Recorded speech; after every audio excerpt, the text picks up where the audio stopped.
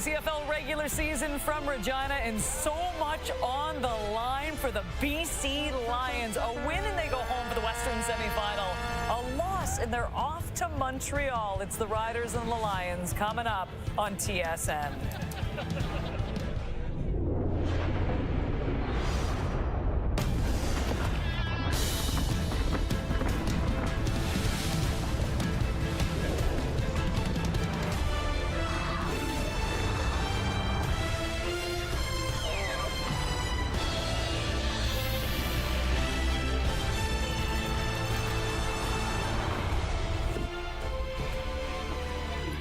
What a season this man has had. Nathan Rourke, 4,922 passing yards, ranked second in the CFL, just 88 passing yards shy of 5,000 for the first time in his career. Well, on the other side, T-Money. Trevor Harris will be starting for Saskatchewan Roughriders. He led this team to a first-place finish in the Western Conference. He's starting today, but how much will he play? Well, we'll wait and see. And his buddy, Bill, A.J. who helped this team finish first place in the West. They're one game away now. They know it already. To the Grey Cup already. This guy's going to have to be a beast going forward. Meanwhile, Keon Hatcher leading the CFL with 1,613 receiving yards, also tied for third in the league with 8 receiving TDs.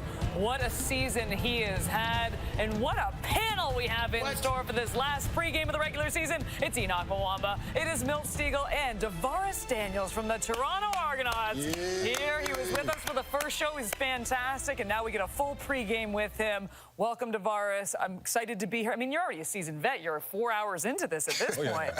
Yeah, feeling comfortable. Money. And by the way, too, also the best dressed. There we go. Milt, admit it.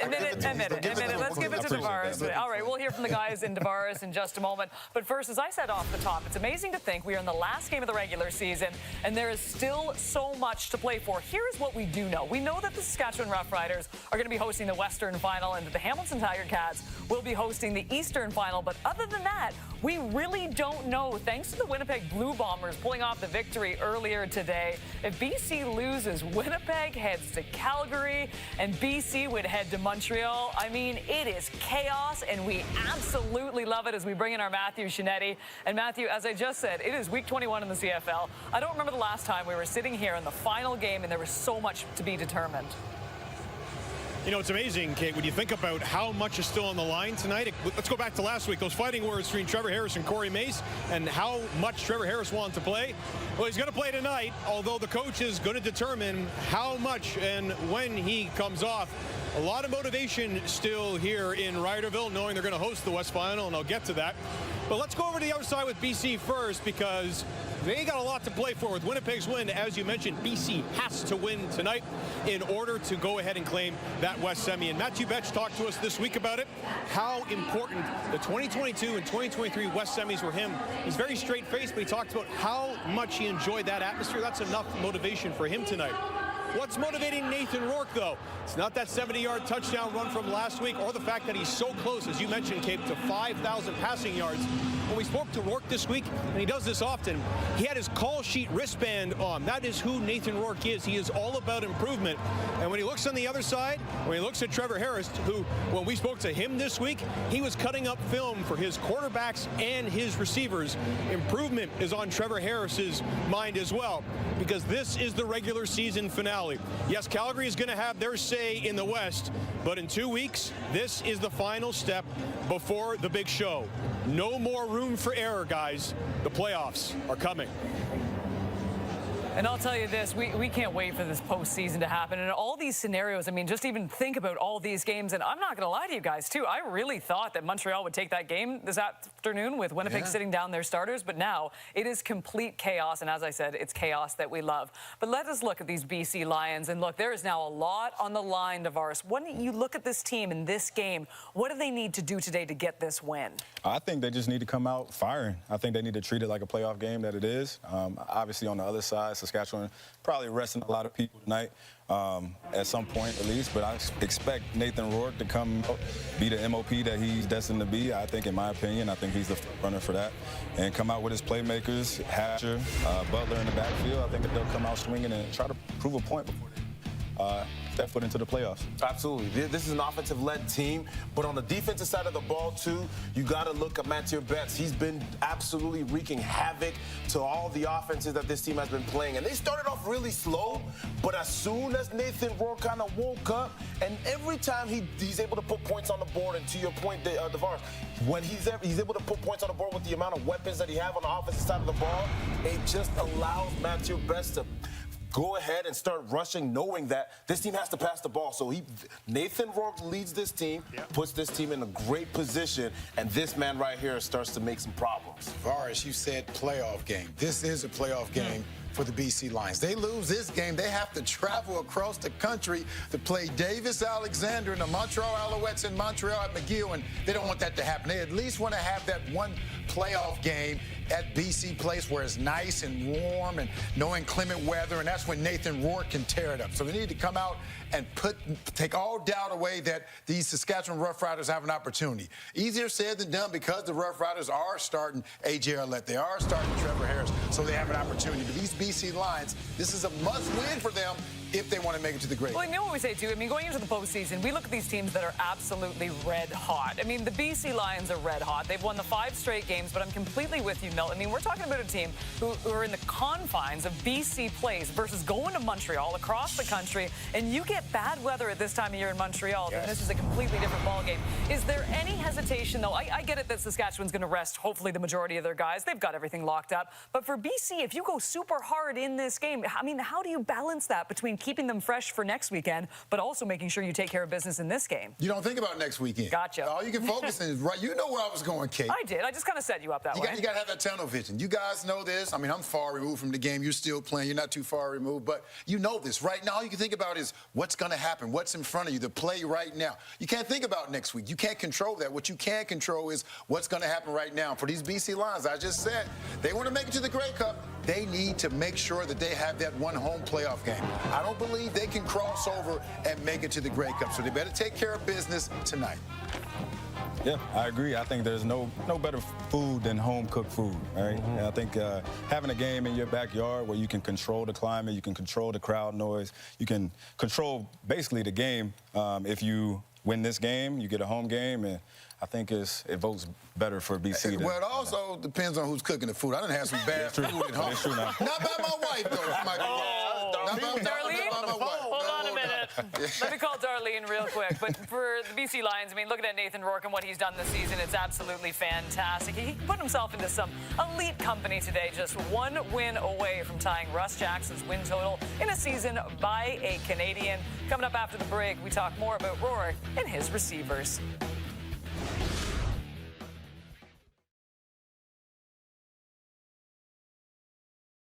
Down, Lions. Hatcher for 6. You got to be ready when your number's called. Quickly throwing again. 5. Touchdown, BC. Keon Hatcher. We're trusting each other. We're trusting the system, and good things are happening. Rourke gets it away, finds Hatcher. Touchdown, BC.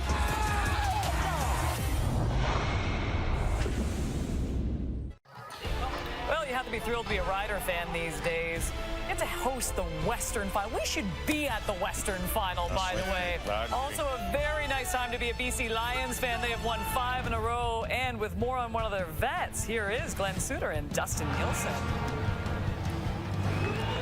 Thank you very much, Kate. Beautiful day in Regina. It is gorgeous here today. We're excited for this game. And yeah, the BC Lions, they've won 5 in a row. They have not allowed more than 27 points in any of those 5 games. And the return of TJ Lee just happened to be 5 games ago. Yeah, all season long, I think they could have played with anybody offensively with Nathan Rourke in this offense. But it was their defense that needed to turn the corner. And 5 games ago, a game against Ottawa, that was also the return of TJ Lee. It's not a coincidence that they've won all 5 when you look at his numbers.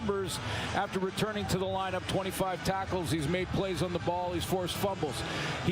That is a big part of his leadership. But when he got back to the locker room, guys like Gary Peters and guys that have been around walked and said, our true leader, the BC Lion true leader, is back in the room. I think he's made a huge difference both on and off the field, and he's one of the reasons that this is the hottest team in the league right now. Well, yeah, he would be huge for guys like Jackson Finley and Robert Carter Jr., some of these younger guys to see a guy come back for his 11th year and make the impact that he has. We chatted with Matthew Betts earlier in the week, and the quote that he said, which I think is just perfect, TJ Lee is the BC Lions. Okay. All right, gentlemen, we'll stick with the BC Lions. What a season for Justin McInnes. He's sitting at 1,211 receiving yards. That is good for third in the league as we take a look at the receiving leaders so far this season. And again, with the BC Lions, we stay there. It's Keon Hatcher. He's leading the way with 1,613 yards. He's just 5 receptions away from his first 100-catch season, by the way. And Kenny Lawler sitting in second place, 170 yards behind. We love a good game here at the CFL on TSN, and we needed 2 receivers to do it, so how perfect that we have one Milt Stegall and DeVaris Daniels in the house today. DeVaris, though, this is really your game, and what we're going to get you to do is you've got 5 spots to rank the most dangerous receiver to the least dangerous receiver, but it is a blind ranking, and you have not seen these names yet, correct? That's tough. Okay. All right. Number 1, Kenny Lawler. Kenny, very dynamic, obviously. I think that I'm gonna put Kenny at number 1. Just because this year he's been going off, especially against us in Toronto. He's got about 20 touchdowns against us alone. So I think that Kenny, by far, this year, best receiver in the league. Best receiver in the league. And you know he's being genuine. That's a Toronto Argonaut giving love to a Hamilton Tiger Cat. Your next receiver on the list is Tyler Sneed. Sneaky one. Now, you might be surprised by this. I'm going to put Tyler Sneed at number 3. I really like his game. I think he's very dynamic in the slot. I think he can take the top off of defense. He's very quick, very fast. And guys forget about him. And that's the thing about Tyler Sneed. He's very sneaky. He had a breakout year. He makes that 85 look good, too. I like that. All right, so number 1 and number 3 are currently filled. Yes. Keyshawn Johnson. I like Keyshawn Johnson. Honestly, Keyshawn reminds me of my younger self. I'm going to put Keyshawn at... I'm going to put him at number 4. Put him at number 4. Your younger self, you're talking like you 50 years old. Nah, I'm going to put him at number 4. I really like his game. I like the dynamic that he brings to that Saskatchewan offense.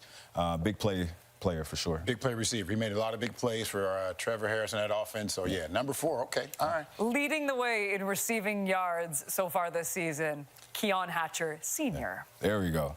Keon, he actually, this offseason started training with my old trainer.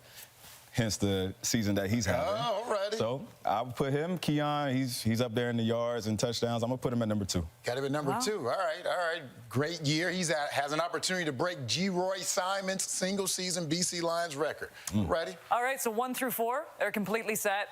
And our final receiver from the Toronto Argonauts, DeVaris Daniels. We got to start over.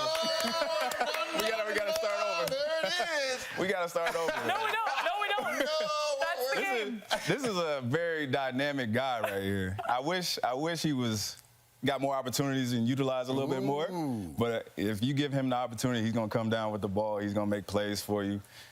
If we could do this over, we can't. It'd be different. I'll put myself. Where would you put yourself? Number 1. Ooh, I like it. I put myself at number 1. But you didn't. What you did, you put Kenny Lawler at 1, Keon Hatcher, Tyler Sneed, Keyshawn Johnson, and just a selfless individual right now himself, DeVaris Daniels at number 5. You know who I would have put at number 1? This suit right here, baby. Yes. Yeah. Now that's a good group. Fantastic stuff. We're going to give you a new segment. It's called Players Playbook. Do you like it? There it is. I love it. Yeah. I love it. With double D. You got to love this. All right. As Milt mentioned, Keon Hatcher needing just 244 receiving yards to break the Lions' single-season record held. But it can happen, Milt. I'm trying to sell it over here. G. Roy Simon back in 2006. By the way, G. Roy just dominating this board. Here is Matthew Shinetti with Hatcher. Keaton, I know 1,600 yards is something that was going to be really important to you, and a lot of guys have hit a lot of milestones. But what else, in terms of work, do you want to accomplish in the regular season finale? Just a win, man. We need to go get this win, set ourselves good up for this playoff run, and that's really it, man. Just need a dub tonight. It's hard to get motivated by anything more than a home playoff game, but are you also motivated maybe by putting some pre-playoff doubt in their minds at all? Man, we just gonna do what we do, go handle our details, and everything gonna take care of itself. We see him again, we'll see him. Appreciate this. Thank you, Kim. Yes, sir. Thank you. Meanwhile, on the flip side, A.J. Allen has recorded 21 defensive tackles in his last 3 games. It's all locked up for the Riders, but they haven't lost to the Lions this season, looking to end their regular season on a high note. big meeting early in the season here in week 4 between two division rivals. 87-yard pick six. Campbell gets it done. Roughriders. A big day for A.J. Letts. Saturday evening matchup known around here as the Watermelon Smash game. Down the field. Drops it in. 5. End zone. Touchdown. Riders. Finds his running back A.J. Letts. Touchdown. Riders. Left from Harris. And Saskatchewan in full control. Oh, what a season it has been in the Heartland. 6-2 at home for the Roughriders, hoping to end it with their first Grey Cup since 2013. It is once again Matthew Shinetti, who is with Kean Schaefer-Baker. How much do you want to play tonight? How much, even though you've earned the rest next week, but how important is tonight? More than anything in the world, man. Tomorrow's not promised. This is the only moment that we're promised right here, right now, and we're going to leave everything we got out here today. Given what you guys have earned of being first in the West, how will you not only approach, obviously, today, but over the next couple of weeks to remind everybody that they got to come back here in 2 weeks to the West Final? And nobody want to walk in Saskatchewan, man. There's no place that's more terrifying than walking in here. And our mindset each and every single day is 1-0. And it starts with today, 1-0. Appreciate you as always. Yes, sir. Appreciate you. Have a good one. God bless. Do you know why he was fired up? Because he wasn't in DeVaris Daniels' blind ranking of the receivers. He was so mad because he was watching the pregame, and he's like, how was I not in the top 5? Today's not promised. Actually, you are promised the Western Final. I mean, you do have the bye week. You are promised a lot right now. But you know what, though? I promise you this. I promise that whatever does happen to the Saskatchewan Roughriders as a whole, I mean, you love this season. You love what the team has done. And you know what? I take it back to our preseason show here, Enoch, because we looked at this team and they had so many guys that Jeremy O'Day kept. And that continuity, it was instantaneous chemistry. It wasn't like a situation in Edmonton where you had to watch the team develop week after week. From the get-go, you saw something special with this club ran by Corey Mace. Absolutely. Corey Mace is a huge piece of, you talk about continuity. He was a perfect piece as well to bring back, and you look at the record that they have this year, is one of the best records that they've had in years out there in Saskatchewan. And a lot of the times for the last few years, they started well, but they didn't finish strong. But this year, first in the West, and to get a bye week tomorrow is promised for this team, and they're able to enjoy the last week of the regular season and still put some players out there. And Corey Mace, the mentality that he has, I'm putting Trevor Harris is playing today. And so he is able to go out there and see exactly what is Nathan Rourke really made out of. I think they're going to want to see how can they defend Nathan Rourke in the first, second quarter. I don't know how long he's planning on keeping his starters in there, but I don't think they want to see that. Yeah, no, you say a huge piece, I say the biggest piece. Right. I think that having Coach Mace on staff and keeping that continuity with the team, with the running backs, with the D-line, the defense, everybody across the board is super important as far as the culture, which Saskatchewan had a losing culture before he got there, and I think he's turned that ship around very, very seamlessly, and I think that he's on the brink of his first championship as a head coach. Yeah, that would be impressive. And if you win in Saskatchewan, man. You are a king. Man. And I think the Saskatchewan Roughriders, of course, are playing their starters because they don't want them to be sitting out, 2 or 3 weeks or whatever. But I think they're also planning to let them know that this is going to be a statement. If you guys happen to make it back to the West Final, this is what you're going to have to face. And I think that's why he's playing the starters. He wants to go out there and show them that we're the best team in the CFL. Yes, you're hot right now, but you can't deal with us. So it's going to be interesting to see how long they play. It may depend on how well they're playing, but I'm looking forward to this game, and I think the Saskatchewan Roughriders are going to go out there and play it like a playoff game. I can tell you this, too. Milton, we need to, help Enoch here a little bit. We talked about Corey Mace. He's tearing up again. And he's got his former teammate here, too. Are you okay? Guys, Corey Mace. Hold on. Something else even more important than that. Big Phil, his father. Oh, I forgot about Big Phil. He was the biggest. Second biggest piece. I can't believe we let you broadcast it. He's never been second biggest in anything. That's true. I promise a commercial is coming up next. I've been shaking. I love it when you go crazy. You take all my inhibitions. Baby, there's nothing holding me back. You take me places that tear up my reputation. Manipulate my decisions. Baby, there's nothing holding me back.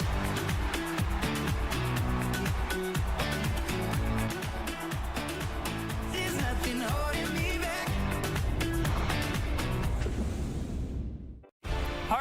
to Prince George, BC. This is your chance to win big. Thanks to Save on Foods' $1 Million touchdown to win. If kickoff is returned for a touchdown, you could win groceries for a year. If 2 kickoffs are returned for touchdowns, you could also win $1 million.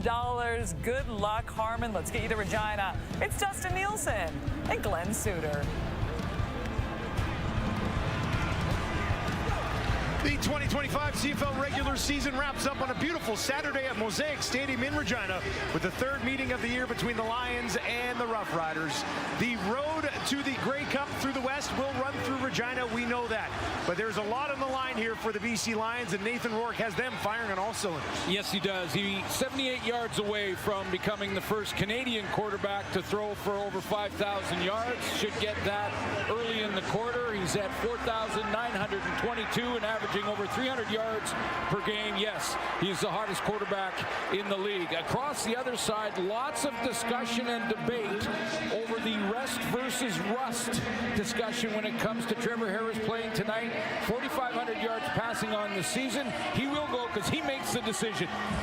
Corey Mace, 12-5 on the year, 6-2 at home, 5-4 versus the West. And on the other side, Buck Pierce has his team rolling right now. With a win, they will host the West semifinal.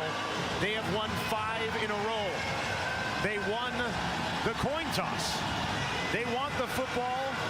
They will get the football to get us started. If the BC Lions are able to get it done here tonight, West semifinal locked and loaded for the West Coast. And we know this 12-win Riders team is 1 win away, a home win away from a trip to the Grey Cup. Let's wrap up the regular season with a good one here at Mosaic. We are underway, and this will be taken by McGee. To the 20, now to the 30, takes some contact and stumbles just outside the 30. And our first look at Nathan Rourke today. Rourke's record on the season, 10-5. Of course, the Lions at 10-7. 2 starts by Jeremiah Mazzoli when Rourke was down, but 10-5. Face mask, Saskatchewan number 47. We'll go up 15 yards. It's going to be first down for BC. Early penalty on Saskatchewan, and Nathan Rourke, though, his record against Saskatchewan, 2-3. Those 2 wins back in 2022 for Nathan Rourke. Face mask penalty on the return. Aubrey Miller, the guilty party, moves the Lions offense that needs no help recently, pretty much the entire year. This is a group that averages over 31 points per game. They will start the game on their own 47. Butler in to the right of Rourke. Rourke wants to throw down the field, drops it in there to Eberhardt, and Eberhardt's down to the 20, trying to get to the 10, a stiff arm and a touchdown. Oh my goodness, what a start. The Lions kick it off with a bang. Eberhardt from Rourke, and they're up 6-0 early. He's hot. And that continues. The momentum continues for the BC Lions on offense. This is a simple RPO play. Run option there to James Butler. He sees Eberhardt down the sideline, and goodbye. I mean, this is DeMarcus Fields with a half-speed effort almost to try and push him out of bounds. Didn't get it done, and he scores in the very first play of this game. We told you the BC Lions offense has been rolling. There's a perfect example of it. A 63-yard touchdown pass from Rourke to Eberhardt, and that's a weird one. White misses it. Alford will bring it out, and he'll be forced out on the far sideline. Let's take a look at DeMarcus Fields and his responsibility here. He's got a route in front of him that is the one that distracts him enough, and that holds him out of his backfield or back pedal. Looks like he's got deep help here, but you see Berryhill is influencing him. He stops his feet backpedaling, and Aiden Eberhardt in behind coverage. Here's another look at Nathan Rourke's 29th passing touchdown of the season. Some young guys in that secondary. Benny Saps playing the corner. Sheldrick Redwine playing the boundary halfback, but DeMarcus Fields is a veteran, has played the entire season at that field halfback spot. So it's not like Nathan Rourke was picking on one of the young guys. 63 yards for Rourke. He's just now 15 away from his first 5,000-yard season. Alford takes it just outside the 10. And he stops shy of the 40.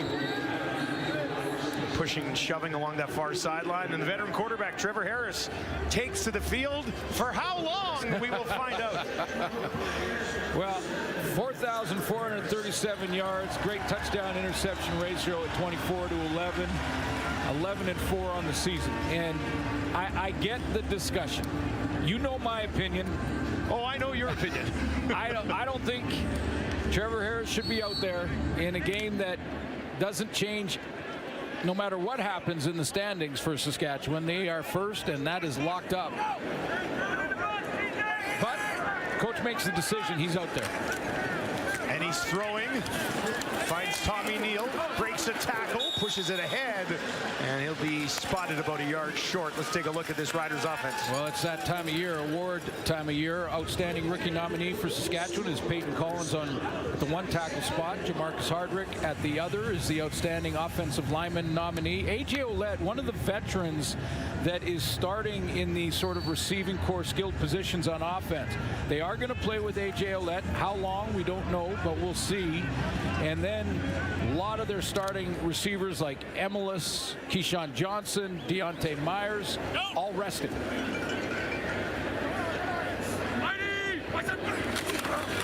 Second and short. And Cone takes it ahead. Let's take a look at this Lions defense.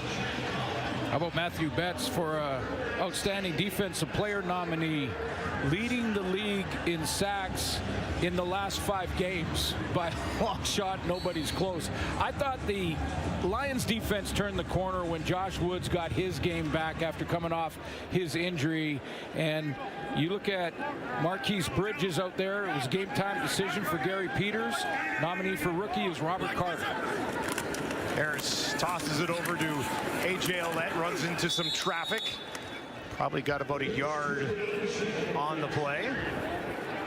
So, you know, and the reason I bring it up is you can get injured walking out of the shower the wrong way and stepping on something, right? It can happen. So I get the people that are saying, let's get him in the rhythm, let's get him playing offense, but he's not going to have the same receiving core come the Western Final. That's one thing.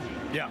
These guys are all playing some different positions. I mean, they're guys that are veterans. I mean, Keon Schaefer-Baker knows what he's doing. So does Sean Bain, but you know, they've been moving around in different positions, so that's going to change in the playoffs.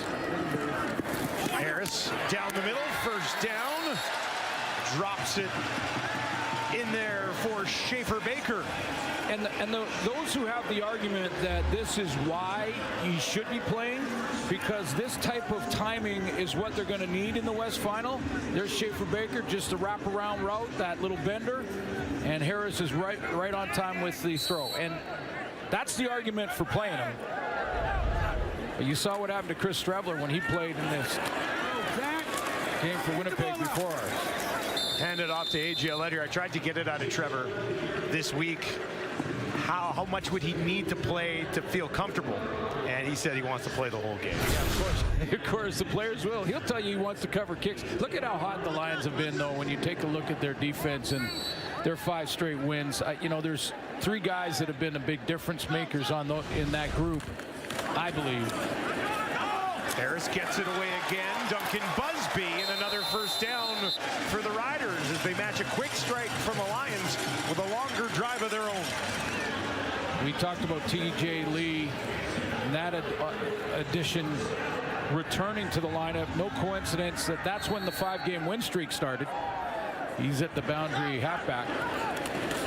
Harris out into the flats. Neal make a nice move and then steps out of bounds.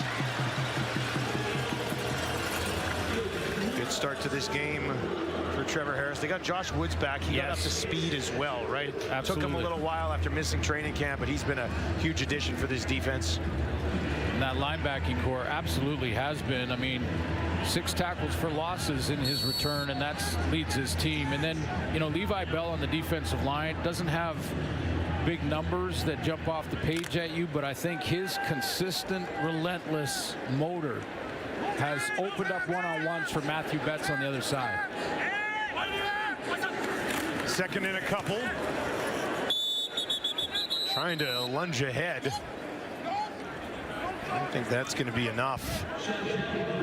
That'll bring up third down. Jack Cohen watching over to his coach. Will they attempt to push it ahead one more time?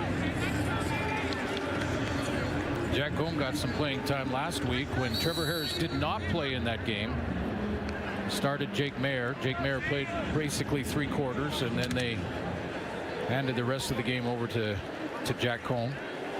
All right, so Cohen lines up again, trying to find a first down here. Can he get the space? He does. A little lunge, and that will be enough. And this Riders drive here in the first quarter will continue.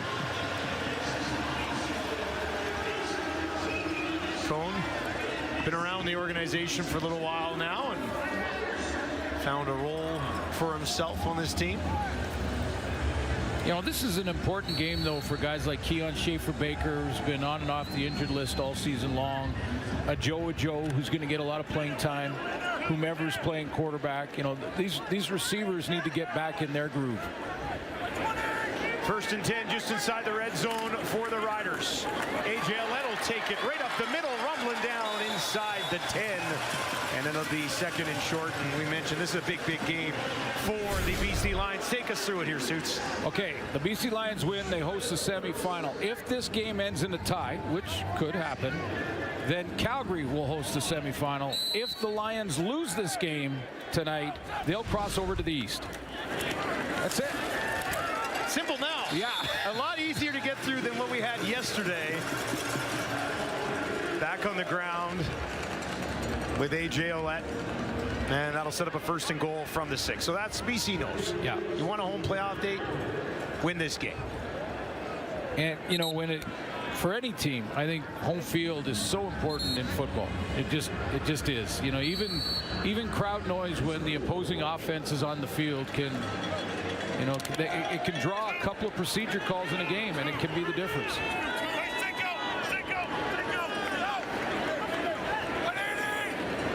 Ouellette steps back directly in behind Harris. They give it to him, pushes it ahead, and he's down within a couple of the end zone. Real good drive for Trevor Harris, and excellent timing, not playing last week at all. 13th play of the drive right here. Only took one play for the Lions. 13th play here. There is a flag. A.J. Ouellette pushing down towards the end zone. And they're going to mark him just short. See which side of the line this penalty is on. A little bit of a late. BC Lions were trying to make some substitutions and were a little late on it. But the official, before he blows it in, waits for both teams to substitute. Offside, BC, number 96. Will go up half the distance. It's going to be first down for Saskatchewan at the 1-yard line. First and goal from the 1. Cohen back into the game here for the Riders.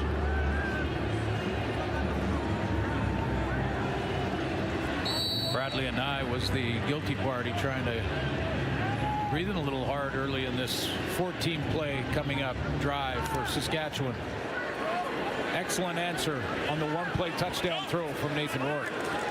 Cohen already has one rushing touchdown this season, looking for a second. He'll get there. You see a flag fly at the bottom of the screen. It's a touchdown for the Riders and an immediate response. The penalty decline resulted in play the touchdown. That's the penalty. Can't have your hand over that line. Be declined. Touchdown, Sask. And a new kicker, Brett Lowther, is on the one-game injured list. So Michael Hughes at Appalachian State gets a chance, the kicker here. And if he has a big game and makes them all, boy, talk radio in Saskatchewan is going to go. Oh, I'm sure. No way. That's hard to believe. All right, Michael Hughes, what do you got? Entire province watching right now, and he puts it home. Monster drive from the Riders. About 8 minutes to answer back a 25-second strike from the Lions. There have been 15 offensive plays so far in this game. The Riders have executed 14 of the 15, and they take a 1-point lead after making the extra point. What a great drive. 14 plays, 72 yards, almost 8 minutes off the clock in the first quarter. And what is a deep receiving core, but some of the backups out there getting it done in that first drive. A couple of catches for Tommy Neal on that drive. I asked Trevor Harris earlier in the week, who or what has been the biggest surprise about your offense this year? And his answer very quickly was Tommy Neal. They absolutely loves him.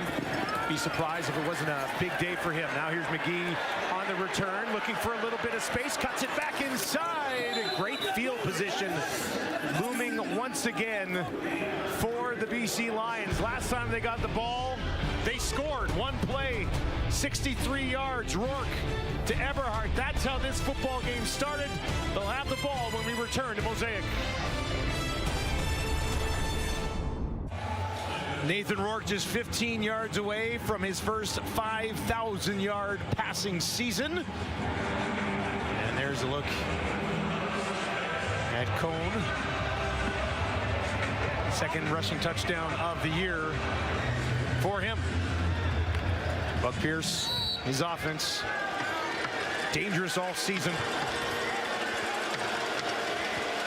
Averaging 433 yards per game. That's the most since the year 2000. Rourke gets it away again. Down the field, Hatcher hangs on to it. A little bit of a tight window, closed quickly there, but Hatcher waiting for it and hauls it in. Yeah, this throw had to be bang on, and Hatcher's got every route on the route tree. I mean, doesn't matter if it's corner, deep routes, go. He can run that post seam, any type of hitch, quick ins, the dig. I mean, he's got it all.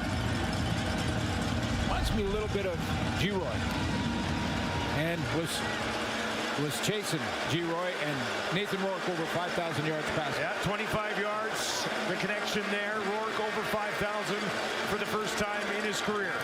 Now they'll get it on the ground. Butler taking some punishment up the middle. Let's take a look at the Lions offense. Jarrell Broxton is their outstanding lineman nominee up front. Missed a couple of games, but been solid on that blind side with a right-handed quarterback in Nathan Rourke. And the leading receiver in the league, Keon Hatcher, who you just saw make another catch on the corner route.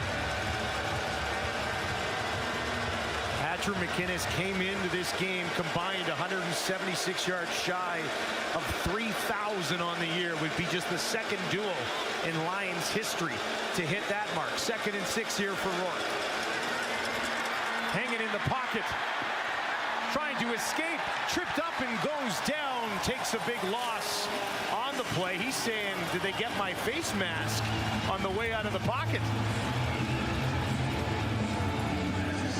He had real good protection early. I wondered if he got hit in the face through the mask.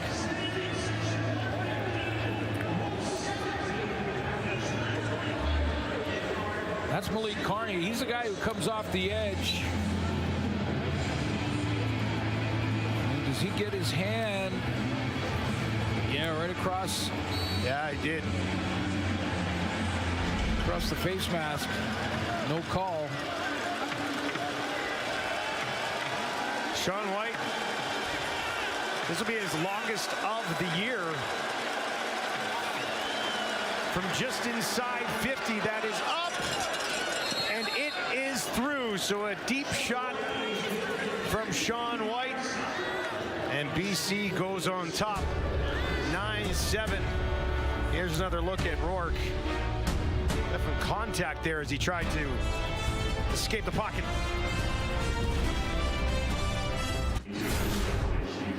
no shortage of offense in the Canadian Football League this year. No, and that's nice trends. Arrow up on all of those. I like that one at the bottom, and that's part of the timing of the final 3 minutes of Canadian football that allows for that opportunity. You can come back from down 2 scores, sometimes down 3 possessions, and in the final 3 minutes come back and win a game. Half of them have been won and decided in the final 3 minutes. Trevor Harris in at quarterback still for the Riders. Hands it off to A.J. Ouellette. Back to the line of scrimmage. And no further. The other one, Dustin, that was interesting to me was the fact that there's been 44 heading into this week. I'm not sure, I haven't tallied up any that have happened this weekend, but coming into this weekend, 44 non-offensive touchdowns this year. So pick sixes, kick returns, punt returns. That seems like a real high number. I don't really have a number to compare it to in past years, but 44 points being generated all over the field. It feels like there's been a lot of pick sixes this year.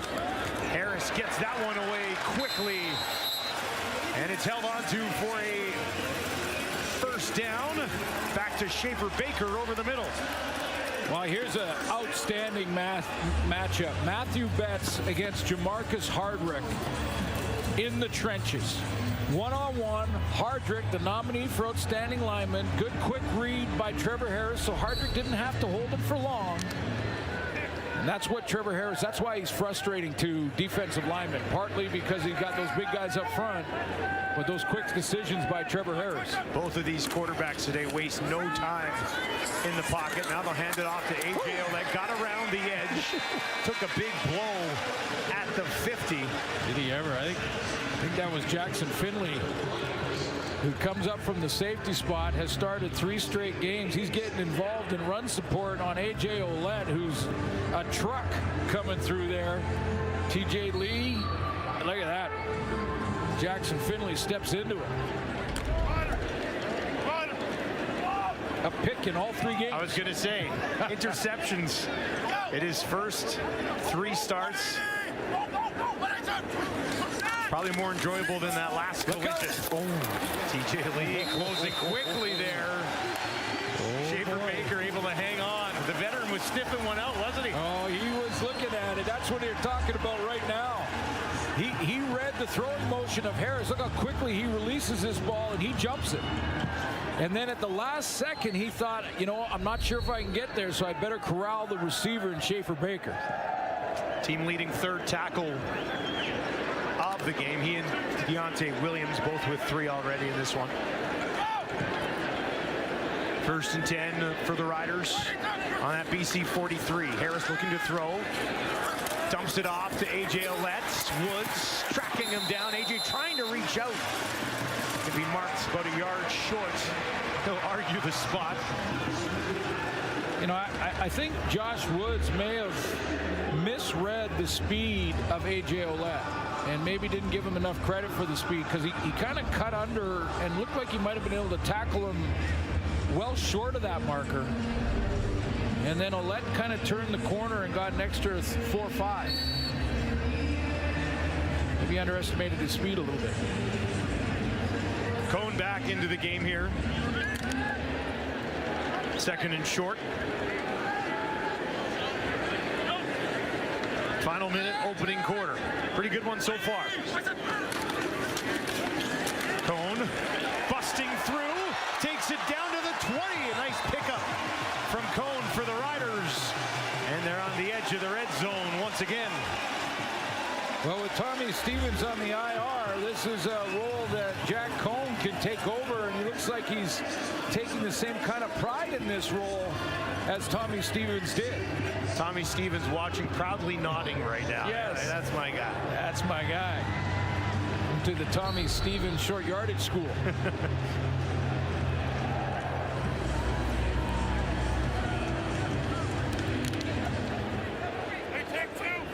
Final play of the quarter. Bertrand Houdon in at running back, standing to the right of Harris. That's where they'll go.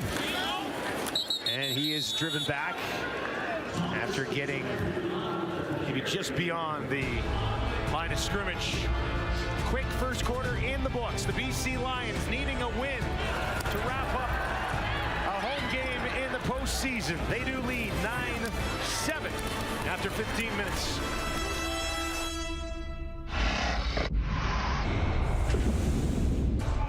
Second quarter just around the corner here in Regina as the Lions leading 9-7. We've seen Trevor Harris pretty efficient so far in this one. Yeah, and then the question is how much longer will we see Trevor Harris? That he finishes this drive, will that be it? We'll see what Corey Mace decides there. I thought great balance in the first quarter for Saskatchewan in the run and pass game, and that's one thing that BC hasn't done is run the ball much. They've got second leading rusher in the league and James Butler in the backfield, and I guess when you make one pass that goes for a touchdown, the running game becomes secondary. But well, Nathan Rourke is 2 for 2 for 88 yards, and Trevor Harris 7 for 7. So the two quarterbacks have not missed one yet.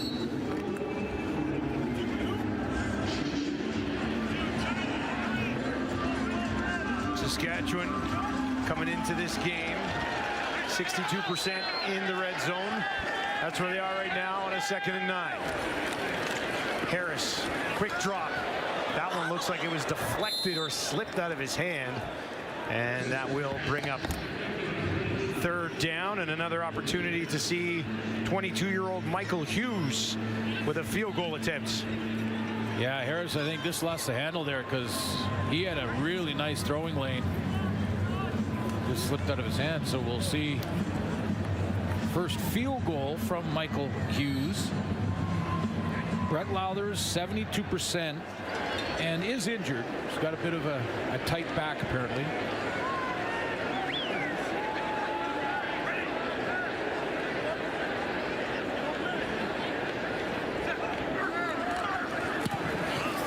And that one is hammered through into Pill Country. And the Riders go back on top. And let's send it down to Matthew Shinetti. Now we're taking a look after Trevor Harris just came off, Dusty. He exchanged a bit of a prop with Corey Mace. And now we'll see whether or not Trevor Harris and A.J. Ouellette and many of the Riders veterans come out for the rest of the second quarter. Because the one thing that Corey Mace said this week is they expect to win. And even though they're hosting the West Final in 2 weeks' time, Corey Mace said they want to be fresh enough because they might have earned that break next week, but they want to be in stride when they host that West Final. And as for who won that fight this week, when we were talking to Trevor Harris and he was working on cut-ups and film for the quarterbacks and the receivers, he said, the reason that Corey Mace looks so good, I took the legs from under him. That's why I played this week, guys. Got him into the lineup at least. Now down the field. And Rourke drops in another one, this time to Justin McInnes. And another big pickup through the air for Nathan Rourke. Yeah, Justin McInnes here is in that slot back spot. And again, another bender route here. Nice timing on the throw. And watch how he protects himself at the end. Reaches with that great catch radius. Well, handed off this time. Rourke has started 3 of 3 for 116 yards. His completions 63, 28, and 25. Well, this is a favorite graphic, really, to see the great Canadian Russ Jackson. Different time, that football was different. Different game. Yeah, different game back at 3,641. But over 5,000 yards for Nathan Rourke this year. Outstanding player and outstanding Canadian nominee for the Lions. 2nd and 11 here. Riders are bringing a little bit of pressure. Rourke feels it. He's in trouble. Can he escape? No. They'll take him down at the 50. We've seen him avoid traffic in the most difficult of situations, but too overwhelming that time. Well, and it's real disciplined pass rush lanes here to collapse the pocket, not get into one-on-ones. They'll add in A.J. Allen, who eats up that block from James Butler, but that pocket collapsed together, not allowing an escape lane for Nathan Rourke, the leading rusher at the quarterback position in the league this year. 2 sacks already today for the Riders. BC BC, first in the league, only giving up 18 all year coming into this one. This kick down into the end zone. Alford will grab it and take a knee. And we are tied at 10, early second quarter. Rourke under pressure. And the Riders defense, Baldonado, shot, eventually get there.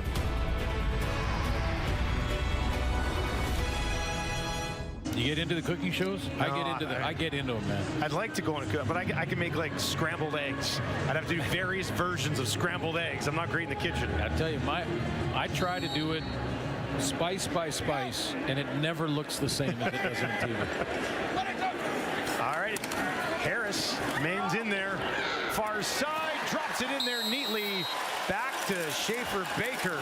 If you can get that beast going come playoff time, he could be a difference maker. Yeah, Schaefer Baker on this out. Like, if you're a receiver with Trevor Harris in his core, you just need to get to your spot. He'll get you the ball, and he'll get there quickly, get to your spot, get your head around, because he's letting it go.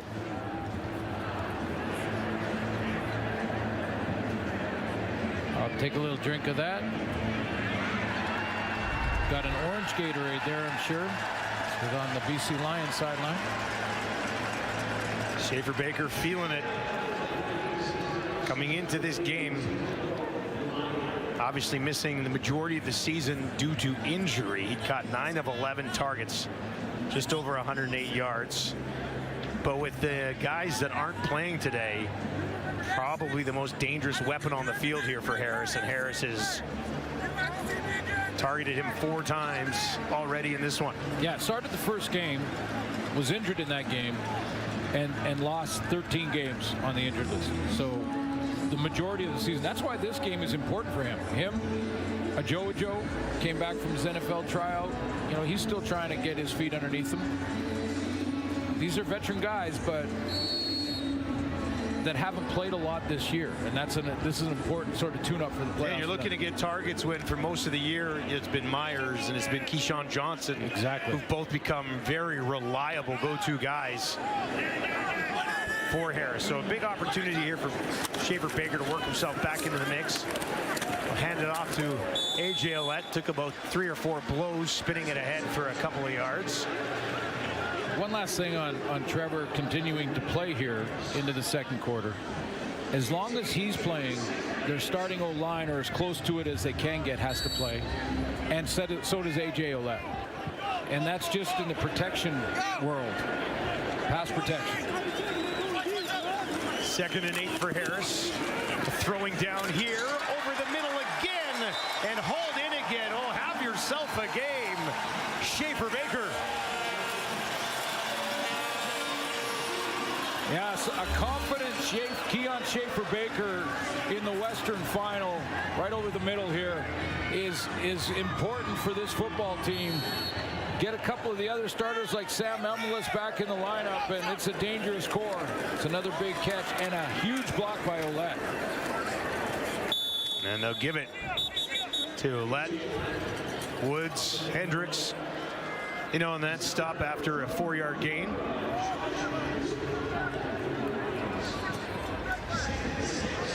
Little tempo offense here, calling it on the line of scrimmage. Schaefer Baker in the slot to the right of Harris. Looks in that direction. Flush out of the pocket. Harris on the run. Takes off down inside the 20. And yes, he does slide. And a first down, Sully, from Trevor Harris. He's in a zone right now. What was the Sully? He was making a call like it was like long distance to first down department or something. I don't know, but he got to the marker. And Smart, number 7, get down. Who is he calling? I'm not sure. Now near side, lunging ahead, Tommy Neild. 3rd catch of the ball game. And a first down for the Riders.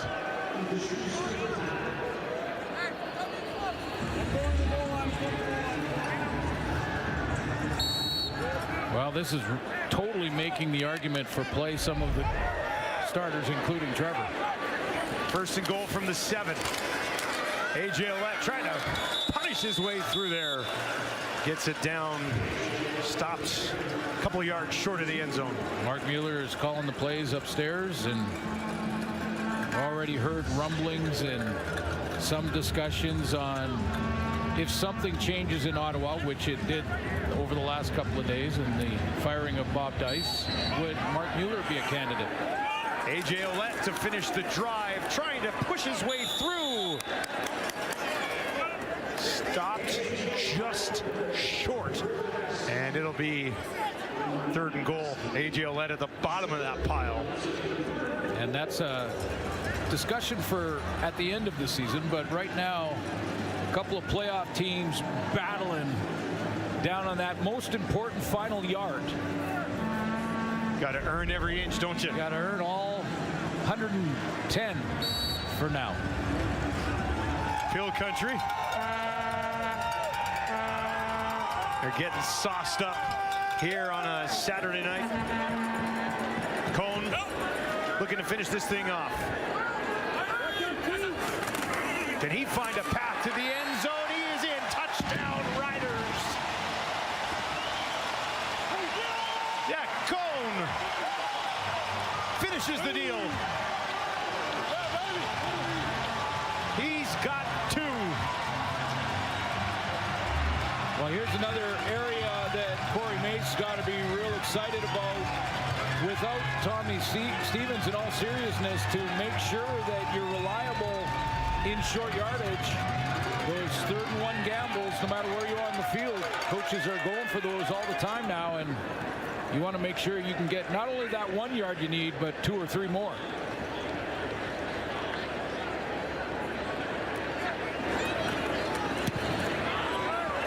And that one powered through by Michael Hughes. 9 plays, 70-yard drive, and a touchdown. And a beverage for Shaver Baker.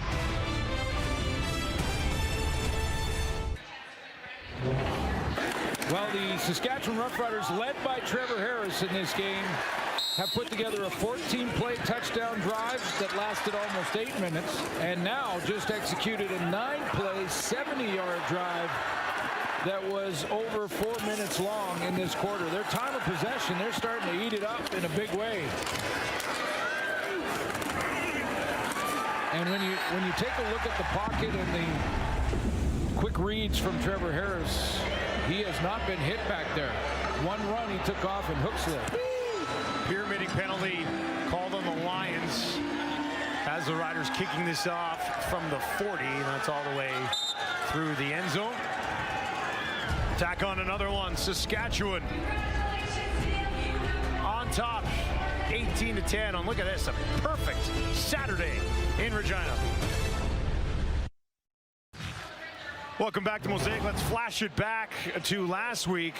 Nathan Rourke making some history suits. Yeah, 70-yard run against the Edmonton Elks was the longest run by a Lion quarterback in the history of the franchise. 70-yard run, and what was amazing about it for me was at the end of it, with about, I don't know, 30 yards to go, Tyrell Ford, who is like a 4'3", 4'2" guy, couldn't catch him. He was moving. He was scooting, no doubt about it. Longest run by any BC Lion in 22 years. Rourke looking for Eberhardt. He hangs on to it. The contact was there, but he's able to haul it in. That's another aspect of Nathan Rourke's game is his ability to run the football. And mentioned that he is the leading rusher at the quarterback position in the league, 559 yards, and has also added 10 touchdown runs. I mean, yeah. And we're not talking 1 yard, short yardage touchdowns. This is just the 9th offensive play of the game for the Lions. Riders have had 30 already. 18-10, the home side leads. They'll hand it off. This is Horvath in the game. And he pushes it ahead just short. But that's that point you made about the play differential. Yeah. That's significant. And right now the Lions need to just put the drive together. Stay on the field, put a drive together, give their defense a little bit of a rest. time of possession right now, 16:45 for the Riders. 10 minutes more than the Lions. Jeremiah Mazzoli into the game. 3rd and inches, does not need much. And he's got enough, no doubt about it. Penalty is usually defense lining up offside, which I think it is this time. Saskatchewan defensive line. The 5-yard penalty makes it a first down for BC. Pretty good night for the quarterback so far. Trevor Harris is 10 of 11. Nathan Rourke 4 of 4 for 123 yards and a touchdown. Not surprising, but the Saskatchewan offense looks great. It really does. A great balance. Got the run game going. I'd have to say in the offseason they should probably move on from Myers and Keyshawn Johnson. I'm kidding, everyone. Yeah. But it looks extremely efficient so far tonight as those guys get some rest before locking in for the West Final here at Mosaic. Rourke looks to his right. That's where he throws, and that's intercepted. Taken away. Lacombo's got it. His first of the season. Steps in underneath that pass and says, "Thank you very much, Mr. Rourke." Had a couple of seam routes there. Nathan Rourke has a couple of seam routes here. He's got one here and he's got one on the inside. And Nelson Lacombo just slides over, reads his throwing motion, and takes it away. This is the one he wants to get it to. McInnes is, I'm not sure if there was just indecision between that bender route to McInnes or Eberhard over the top on the seam route. Nelson Lacombo slides in there and says, "Thank you, I'll take my first interception of the season." First of his career in over 50 games. Lacombo finally took one away. 5 knockdowns this year.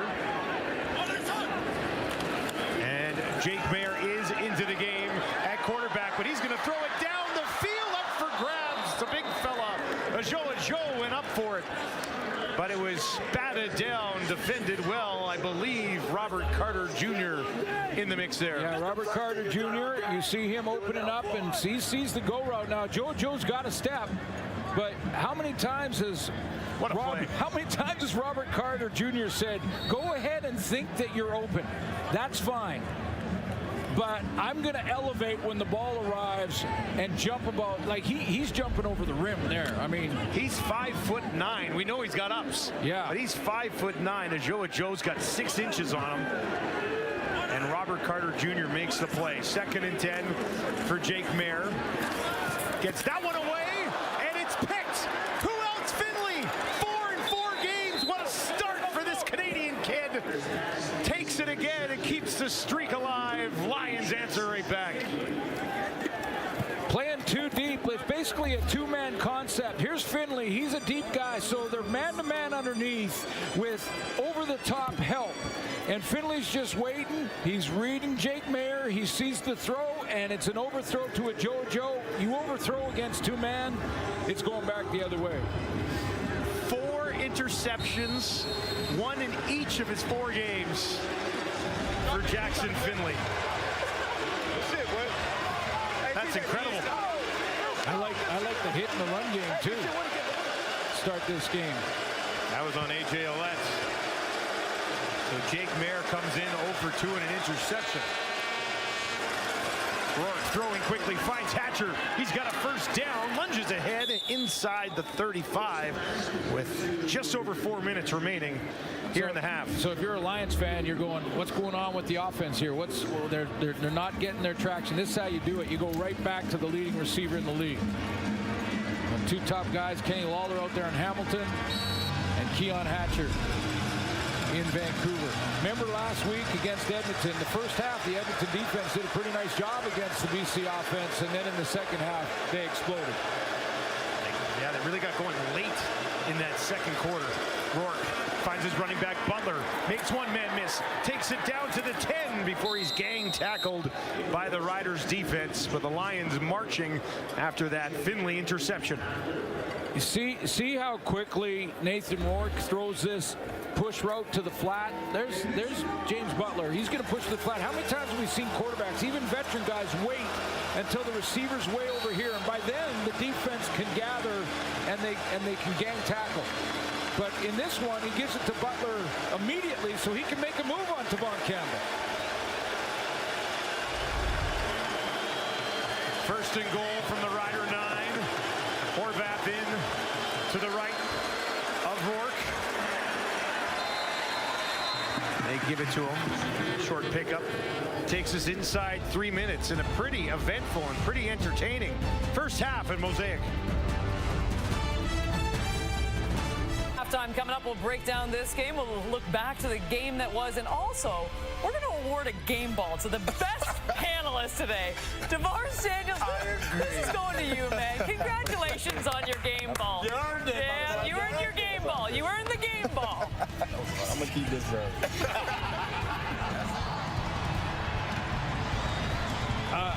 All right, there's officially too many receivers. Hey, what's going on? 2 receivers? Good Not job. enough balls to go around? Nice job, DeVaris. Thanks for helping us out. Second and goal for Rourke. He'll clear it out this time. Nathan in trouble, gets it away too high for the intended target. He was looking for McInnes to his left. And that will bring up third down, and Sean White will come out for a chip shot. Looked like Nathan Rourke was looking to the field. This is always easy to do after the fact, and you know it's a little different when you're out there and feels like there's guys trying to rip your head off. But Hatcher looked like he had some room on that corner route, that shallow corner, but that pocket collapsed on Rourke. Sean White came into this game 94.9% on the year. That's a no-doubter. And he's 2 for 2 on field goal attempts tonight. All right, let's send it back down to Matthew Giannetti. Now, the one thing when you take a look at the Lions sidelines is there's a lot to play for tonight.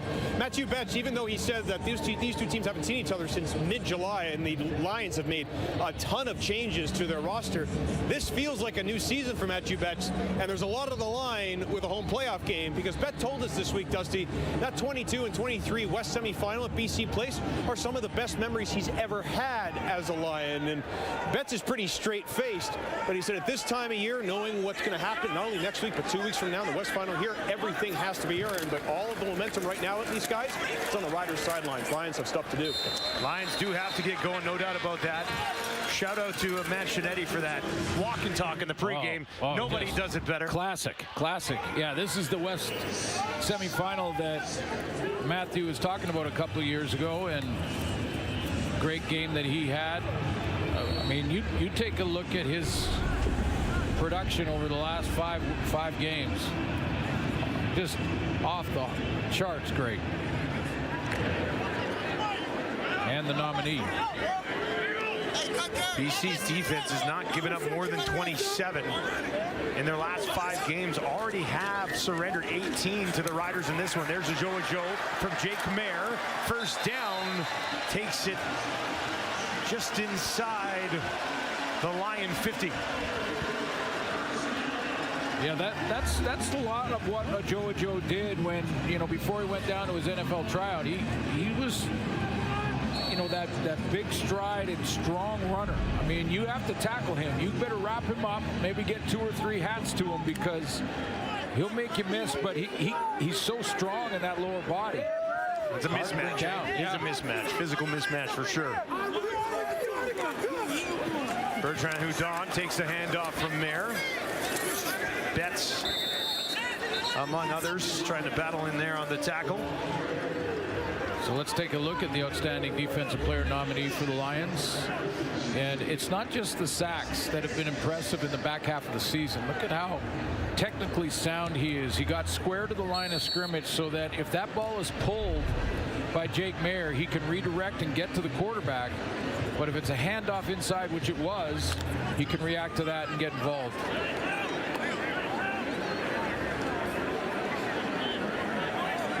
Second and 6 for the Riders, trying to keep this drive alive. Merrill look to his left, throws in that direction, and they've got another first down. Jake Mayer, nice response after throwing that interception on his first drive of the game. Goes to Tommy Neal this time. That is the 4th catch of the game for Neal.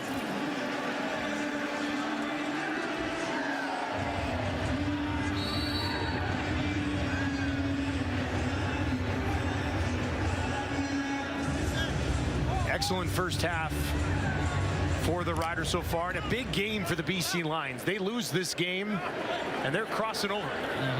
They win it. It's a home playoff date. Right now, they trail by 5.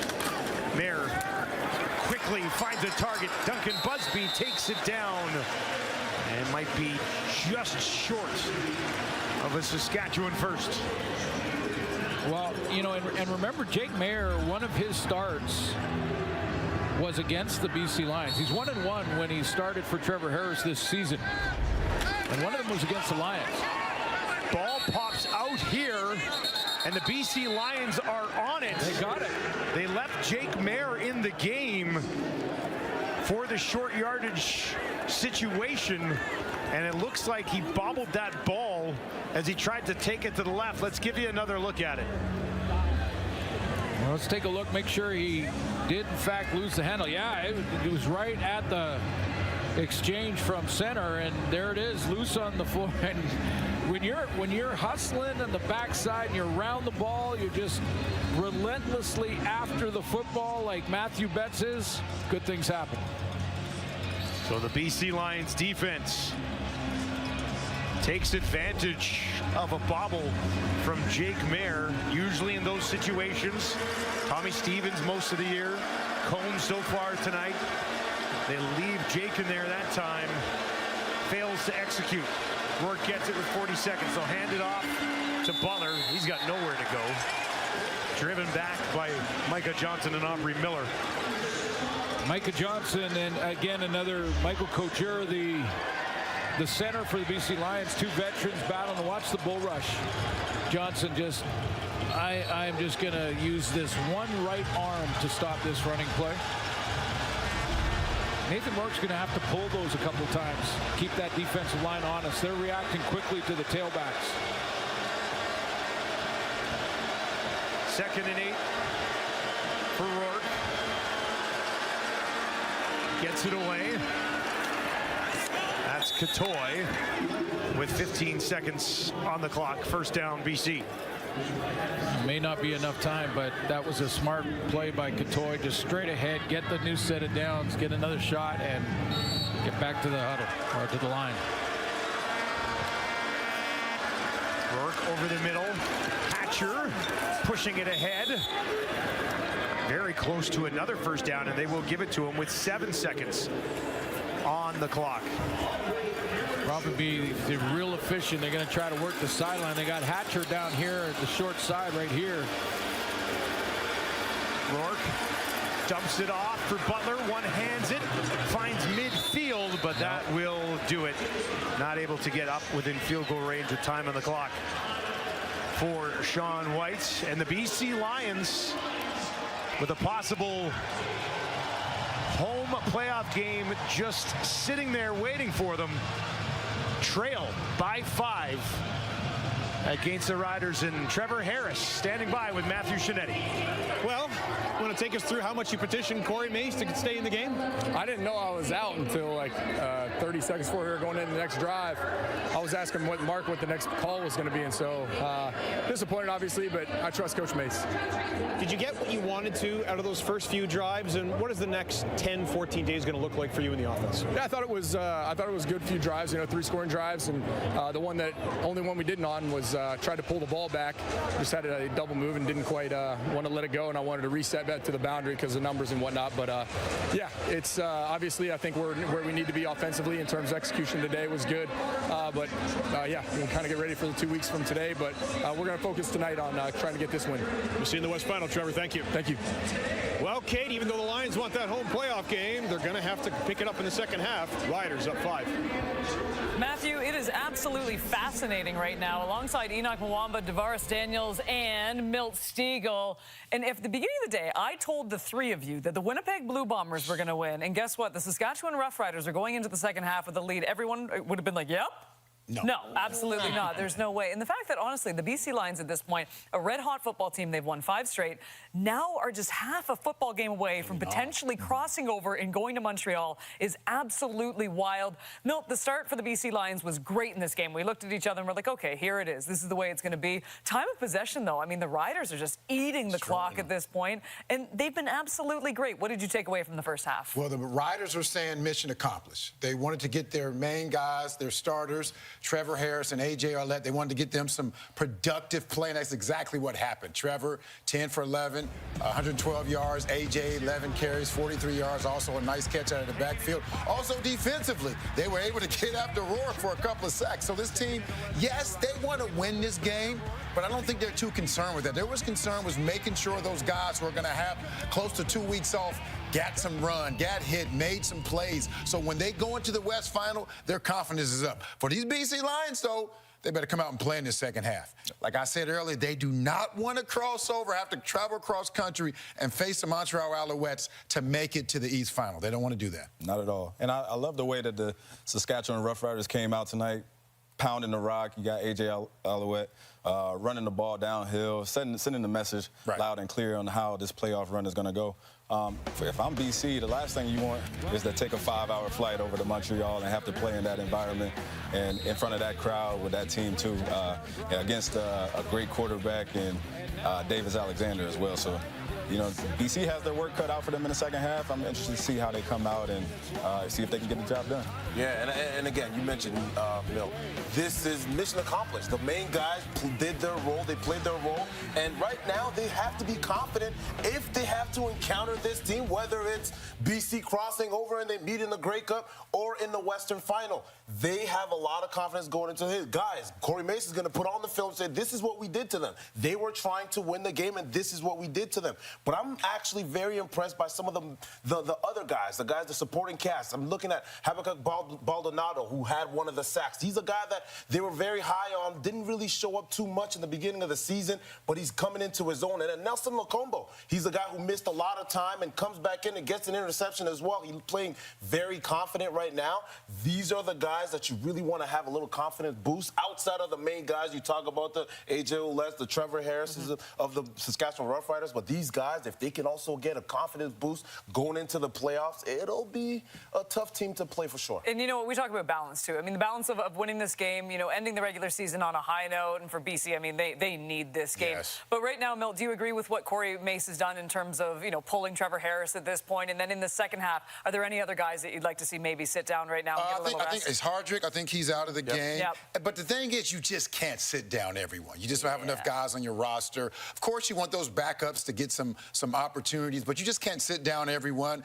You don't want to sit. You only have, what, a couple of extra offensive linemen, a DB here or there. So there's some guys who have to play the entire game. But their main guys, Trevor Harris, as long as he's out, as long as he's not injured, A.J. Arlett, Hardrick, maybe those guys, you have an opportunity. So those guys are out of the game. They played well. So, like, I think Corey Mace is happy with what's going on. I think everyone's happy with what's going on right now. All right, we got an 18-13 ball game coming up after the break. We got the news on Bobby Dice in Ottawa and the highlights from the earlier games in Week 21.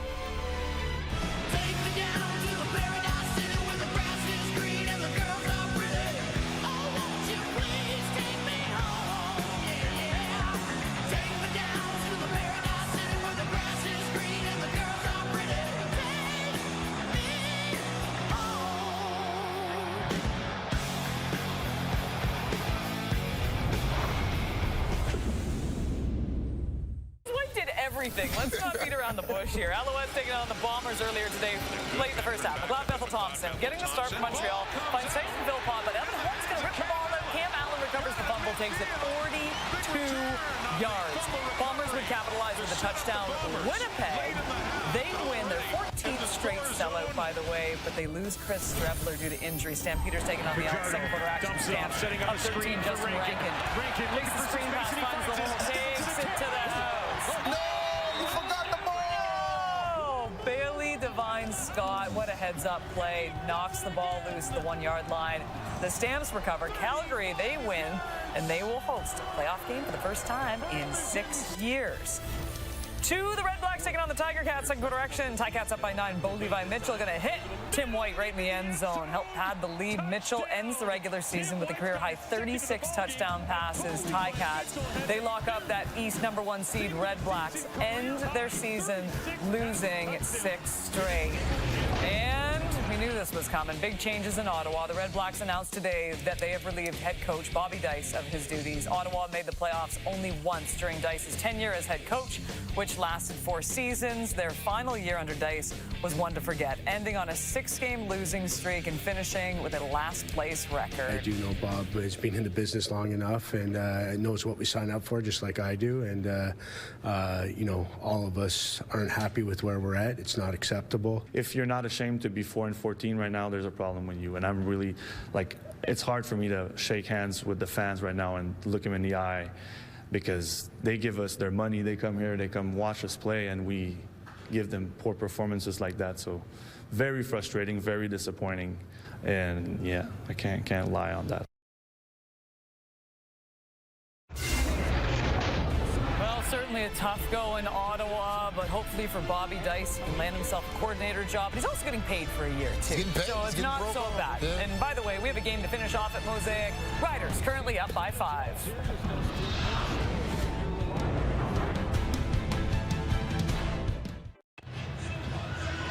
It is an absolutely gorgeous night at Mosaic Stadium in Regina, especially if you are a Riders fan so far. They lead 18-13 at home here. Yeah, the BC Lion, or Saskatchewan's defense is containing the BC Lion run game. Just 11 yards rushing in that first half for James Butler, and real discipline in their pass rush. 2 sacks against Nathan Rourke. Aiden Eberhardt with a touchdown for the BC Lions. Standing by with Matt Shinetti. And kind of a contrast of in that first half, you get that early score. What did you guys feel about the way the offense was operating though later in the half? Yeah, you know, I think we just got to clean up the details more than anything. They're doing exactly kind of what we kind of schemed for, but just kind of, you know, dotting the I's and crossing the T's. That's really what our offense has to do. You know, we can't kick ourselves in the foot with any penalties, but we just got to be on the details more than anything. What have you noticed over this 5-game winning streak about the way that you guys adjust in games that led to that success? We've got great coaching staff. They've been able to adjust really well and put us in really good positions to come out in the second half and give us the best opportunity to be, you know, great. Appreciate this. Thank you. Sounds good. Thank you. Appreciate it. They scored on a 63-yard touchdown to open the game, but just field goals since then. Nathan Rourke almost 200 passing yards in the first half, but probably would have liked to finish a few more drives. It'll be the Riders who will get the ball to start. Trevor Harris went 10 of 11, 112 yards before coming out of the game. Jake Mayer, quarterback, stepped in. We'll see if we see Cone tonight as well. Mario Alford on the return, and Alford with a pretty good burst. And it'll be good field position for Jake Mayer and the Riders offense. Well, last week, Jake Mayer played for 3 quarters. Jack Cone played the 4th. Will we see Jack Cone? How long will Jake Mayer stay out there? I know that these are valuable reps, certainly for him if needed in the Western semifinal, or Western final, I should say.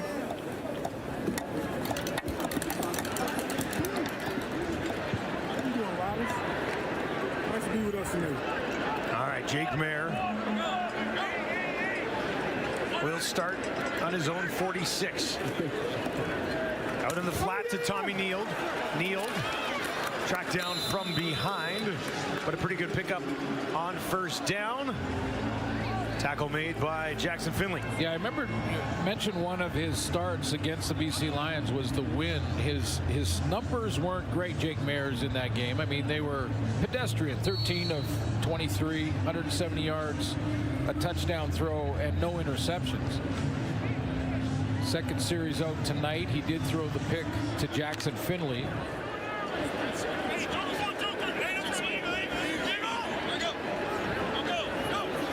Bertrand Houdon standing to his right, 3 options out to his left, looks that direction first, gets it away. That was close to the first down marker. Found Picton, and it'll be marked about a yard short, and that'll be 3rd and 1. Picton getting some reps to that wide field. He'll just sit in the zone look, and Robert Carter Jr., who's got a couple of the most spectacular interceptions this year that you'll see, quickly closes. Jack Cohn back out onto the field on the 3rd and 1. We saw Jake at the end of the first half. Short yardage at 2nd and 1. He fumbled it. BC Lions took over, so they'll get Cohn back in here. He's about a yard right at midfield. And that is close. That is close. He was in trouble early, then got a push ahead. And with this spot right here, let's see where this ball is placed. Needed to get the 54, and that is not going to be there.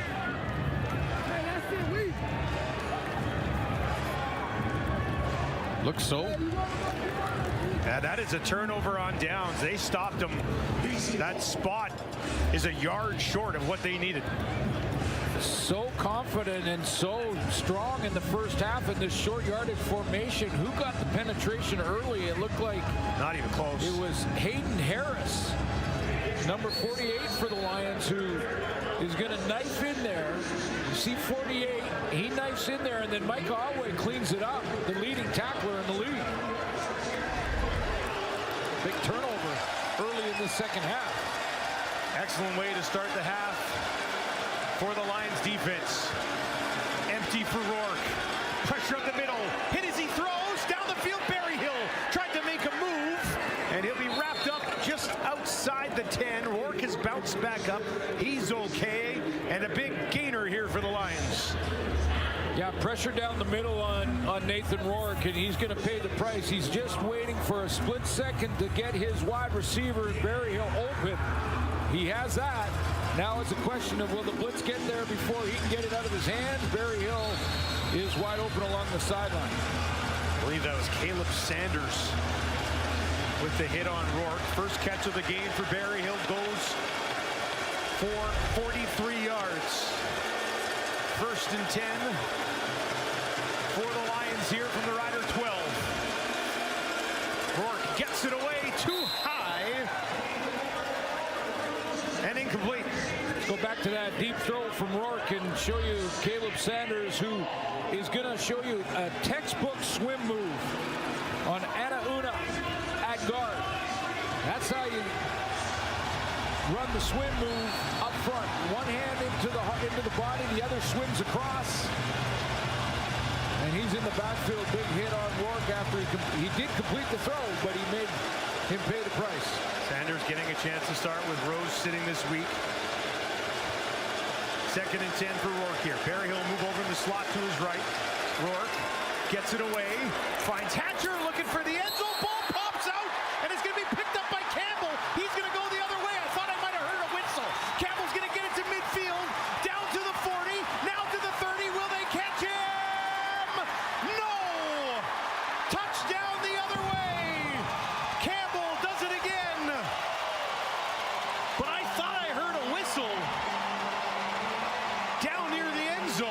There's an official standing right by the 5-yard line.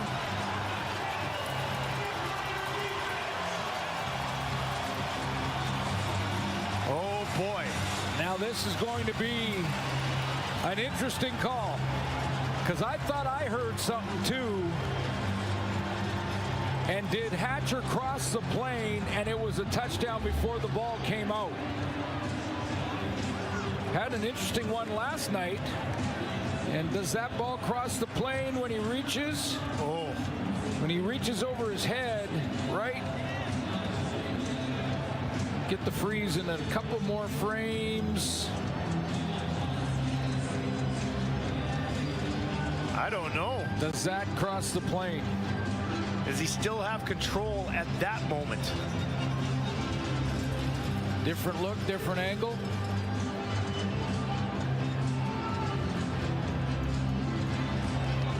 The previous play is under review by the replay center. Replay center is going to have to go to work here. DeMarcus Fields making the play with the hit on Hatcher. Campbell picks it up. He's gone the other way. Rourke almost tried to track him down. Got him, but just a yard too late. But let's see what the call is here. So much on the line for the BC Lions.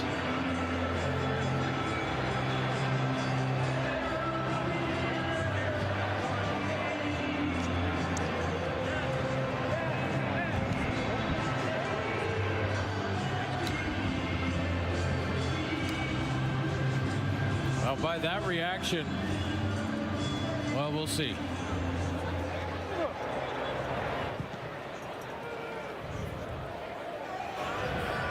Upon the automatic review by the replay center, we have a fumble that was recovered by Saskatchewan at the 3-yard line.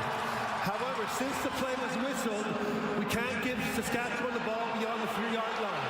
It's going to be first down Saskatchewan at the 3-yard line. So when the play was whistled, it's dead ball, ends the play. Be some discussion going back to last night's game about that, I'm sure. So it will be a fumble. And then the whistle that we said we heard is where the play will end.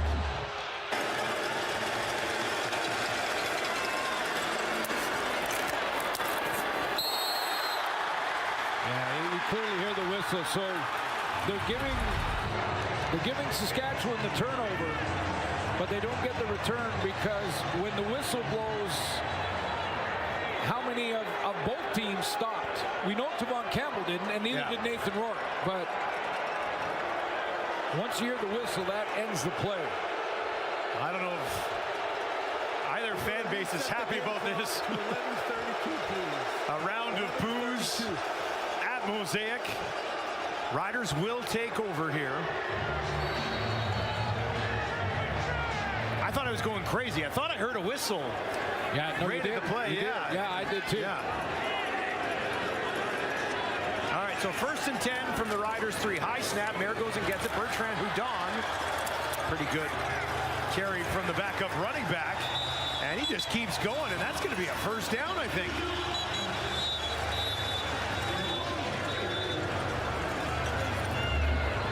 It was a great run.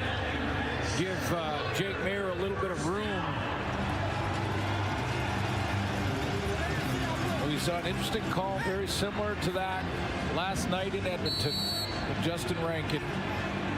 And basically an inadvertent whistle, because a whistle that happened probably too quickly, but once it happens, everybody stops. 1st and 10. Tommy Neal finds a little bit of room, pushes it ahead. And Jake Mayer is moving the Riders out of the shadow of their own uprights.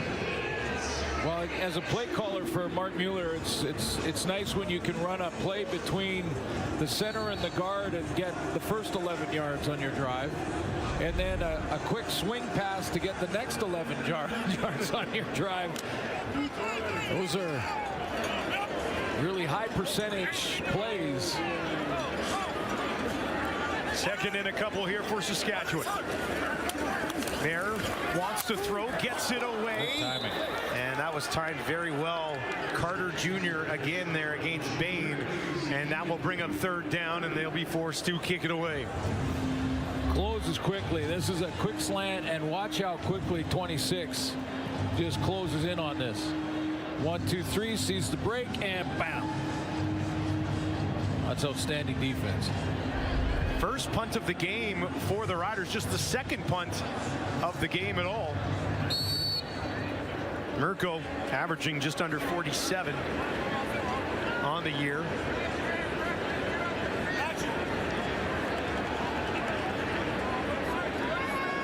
Over 5 minutes gone here in the final half of regular season action in the Canadian Football League. Low driving kick, spirals around. Bounces, picked up by McGee on the 2nd hop. Going to try to reverse it now. 7 McGee finds midfield, looks to the 45, near sideline. Excellent return. And awesome field position for Nathan Rourke and the BC Lions offense. Stuck a little bit in neutral right now. They'll try to change that when we return to Mosaic.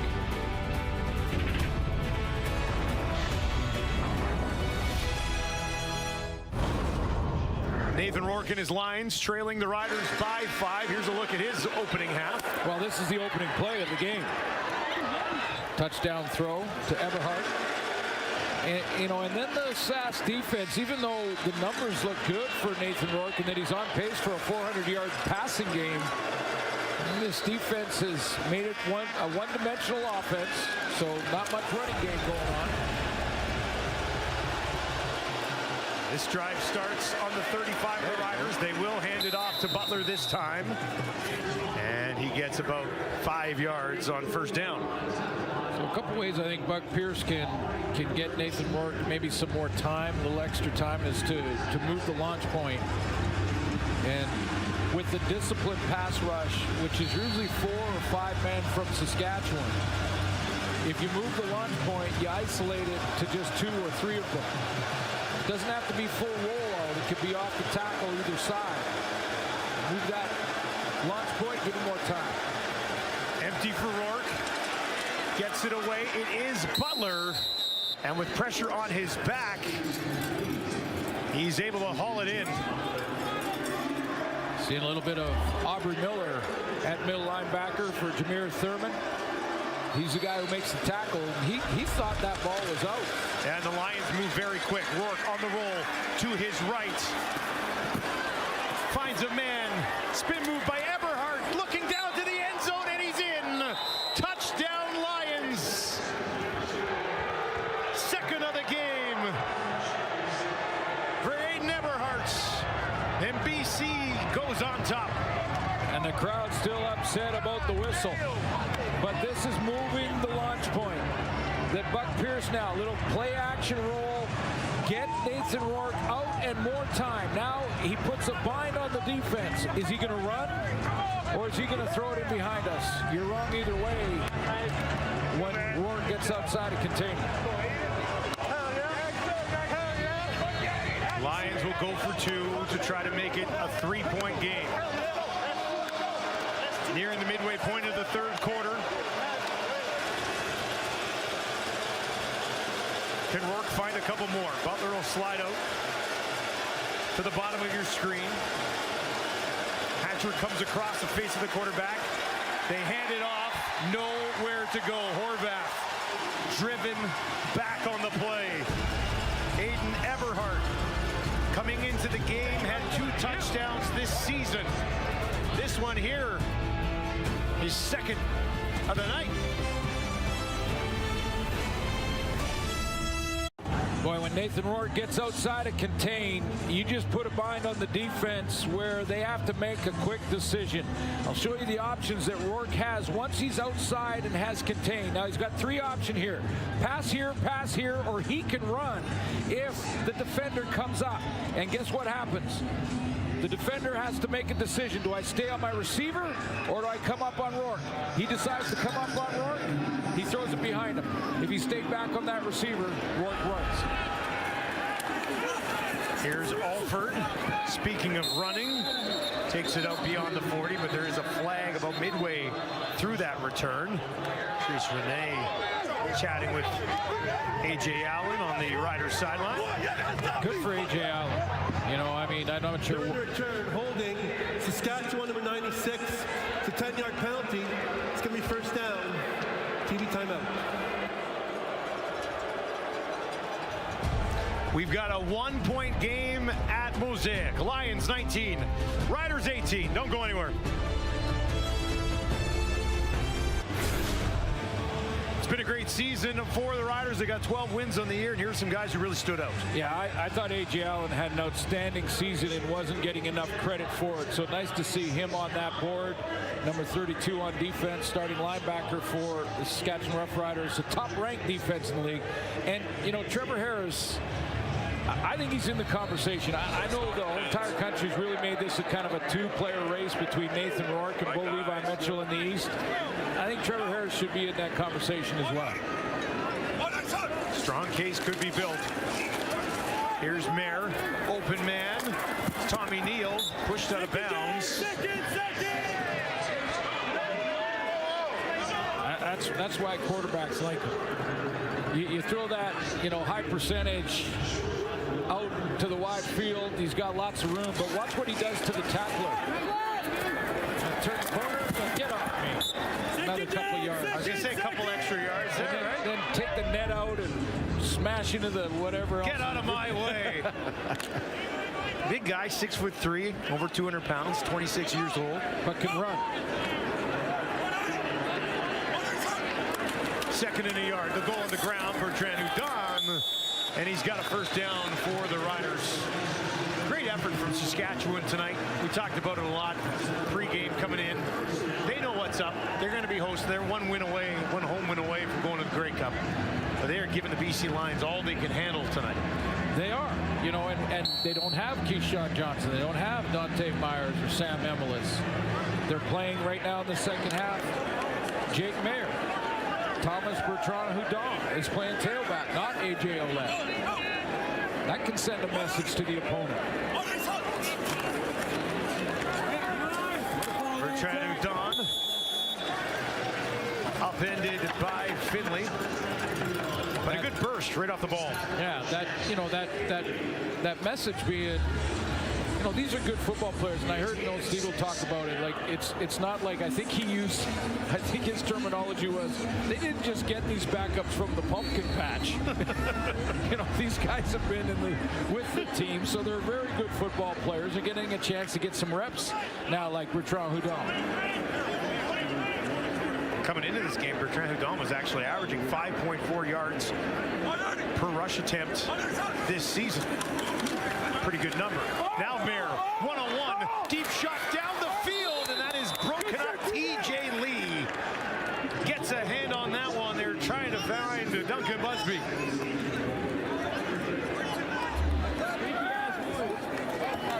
One-on-one matchup with T.J. Lee, the veteran, and watch the composure at the end.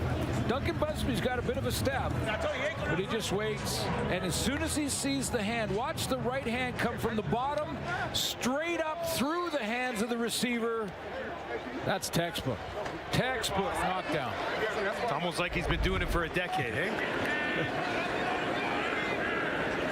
Mirko in to kick it away. Time ticking down to 5 minutes remaining in the third quarter. McGee waits back on his own 15, has to slide over and back to his right. Bouncing around, and eventually will be tackled at the 18-yard line. We will have more on Nathan Rourke with Matthew Shinetti when we return to Regina. Nathan Rourke just 99 yards behind Bo Levi Mitchell to lead the league in passing. For more, let's send it back down to Matt Shinetti. Yeah, I already knew that number, Dustin, because as much as the BC Lions staff are watching the scoreboard to get that whole playoff game next weekend, they're also watching the passing yards because they want Nathan Rourke to get that passing total. But it's interesting because, Dusty, you and I spoke to him just a few short days ago. We asked him about the 70-yard touchdown run last week. We asked him about 5,000 yards. And what did he tell us?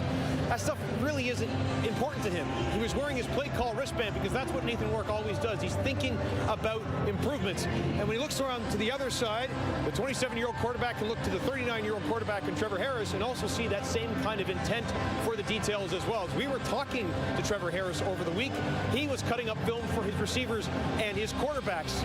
Listen, guys, the playoffs start next week.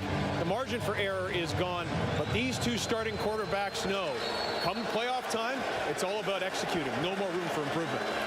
And no room for error. Yep. Come playoff time either. Harris, pretty darn good in his time tonight. Rourke, pressure, trying to get away, throws it ahead. Horvath was there, and they will say incomplete pass.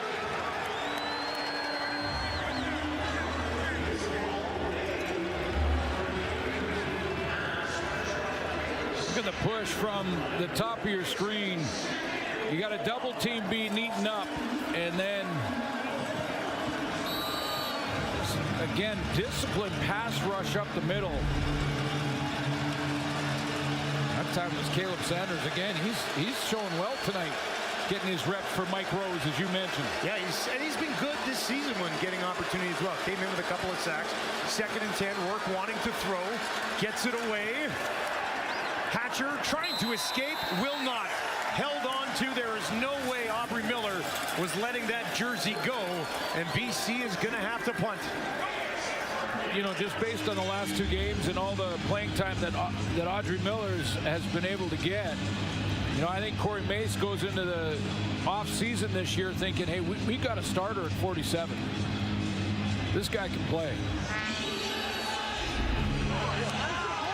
Yeah, a starter or you have a really deep group. Right? Yeah, absolutely. It's always that. Guys who can step up when given the opportunity. He's been one of them.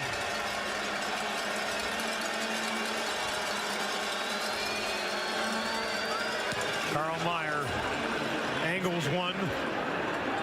Will bounce it to 40. Alford takes it on the second hop and is forced out of bounds immediately.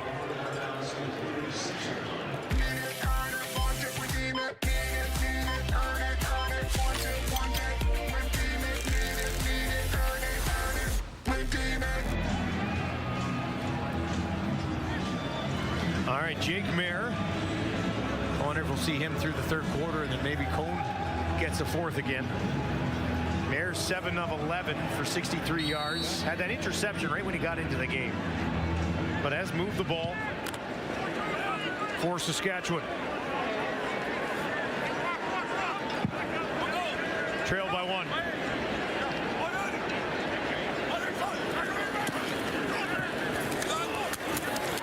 Quick completion. This one into the hands of Sean Bain. That's his first catch of the ball game. All those years that Calgary fans wanted Jake Mayer to lead them to the playoffs and the promised land. Big year in a home playoff game. And now the Calgary fans are hoping Jake Mayer can lead them with a win here tonight to a home playoff game. Jake Mayer do a favor for his former club if they could get the job done here. Go on the ground this time, Bertrand Houdon. And he's going to be spotted short of the first down. About by a yard, so it'll be 3rd and 1. And Cone quickly off the sideline and into the game, and they'll try to push it ahead again. Went off the right side when he was stopped by the Lion defense. It was Hayden Harris who hit that timing real nice. He could stagger his snap count too. That helps to slow the defensive line from just, anticipating the snap count and getting low leverage here.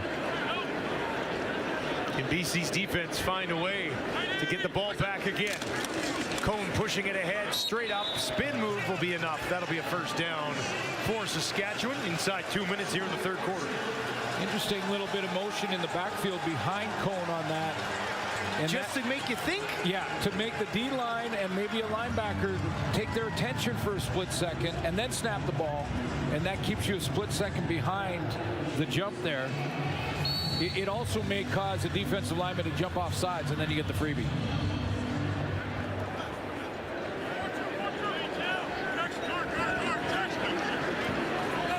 All right, so Mayer back in there. 3 options out to his right. He'll ride it and tuck it into the belly of Bertrand Houdon. And that one maybe back to the line of scrimmage, maybe a short loss. This is the down and distance that Matthew Betts, I think he goes into a different beast mode type of thing. 2nd and long, go get it. 2nd and long.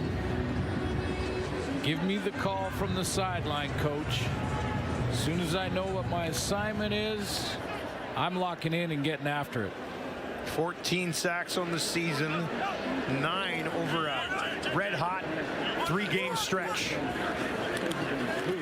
Mayer taken off. Betts trying to track him down. And they'll get there, but I think Jake got enough. If not, he'll be just short.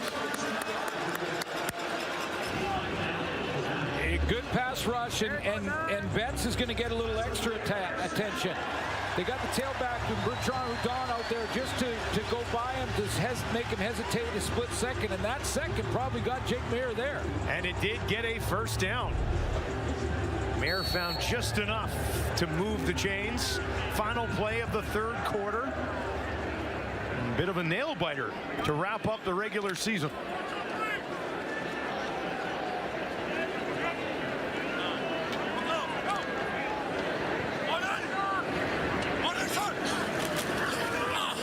This time, Bertrand Houdon wrapped up immediately. Always came flying in there as well.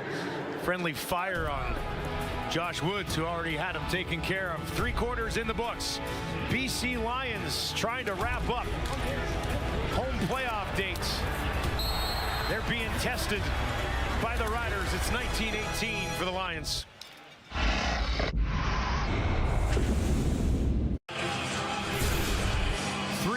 In the books, BC Lions leading 19-18 as we enter the final quarter of the 2025 regular season. Yeah, and this is a good time to just, you know, we got a great game here. Half the games have been decided in the final 3 minutes. And a quick thank you to all of our TSN crew, all the people behind the scenes that bring this great game into your living room. There's directors. I'm not even going to try to name them all. Directors, producers, the whole crew, the engineers, the camera people. It's been a great season, a fun season, and you take a look at the parity in the league right now. The playoffs, man, this is going to be off the hook good. Yeah, I cannot wait. Well, both the East and the West, outstanding playoff matchups on the way. I don't even know if I could list every position. Well, you know, exactly. like that's the toughest thing. So many people on the crew. Big thank you to everybody for helping make these broadcasts as fun as they are for Glenn and I to be up here in the booth calling the action. None of it possible without everybody behind the scenes. And let's see, it would be fitting if we had a finish in the final 3 minutes to wrap the regular campaign. Mayer gets it away. Picton's got it, broke a tackle, takes it down inside the 40 before he's wrapped up by Ronald Kent Jr. You know, here's what I think Rider fans got to love about this game tonight. You know, they're playing all the starters against the BC Lions, and there's a lot of fight in this dog with the Riders and their backup guys in a lot of cases.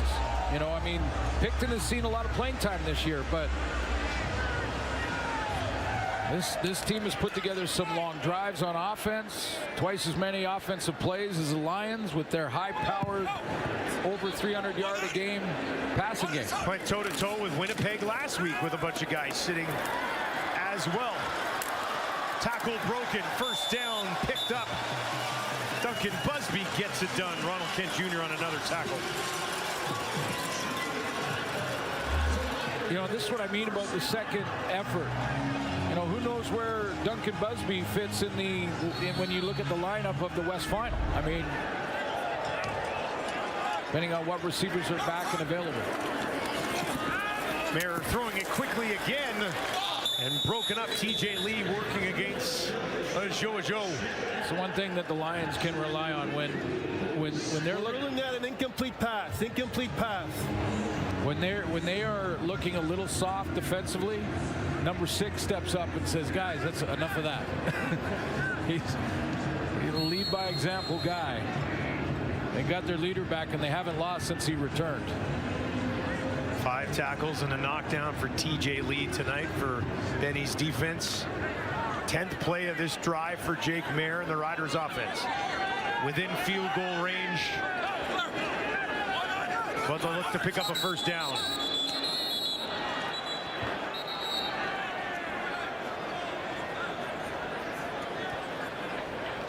Unable to get this ball snapped. Is that a timeout call? The ruling on the field is timeout, Saskatchewan. Yeah. Looked like Corey Mace got word of something that wasn't working together. TJ Lee, when he came back, his teammates, starting with Gary Peters, one of his best friends, said, "Our leader is back." And when you look at those numbers and the names on this list, the BC Lion leader is back in the locker room. And it is not a coincidence that they've been on a winning streak.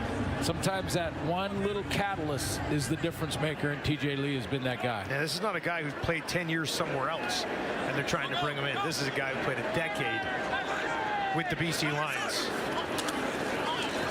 Pressure, Mayer in trouble, and it is Betts. Came out of nowhere, didn't he?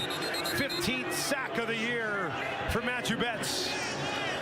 Yeah, it's second and long. When it's second and long and he gets into that sprinter stance, he's fighting through the chip from the back, out of the backfield. He's going one-on-one with Peyton Collins, who is trying to find him.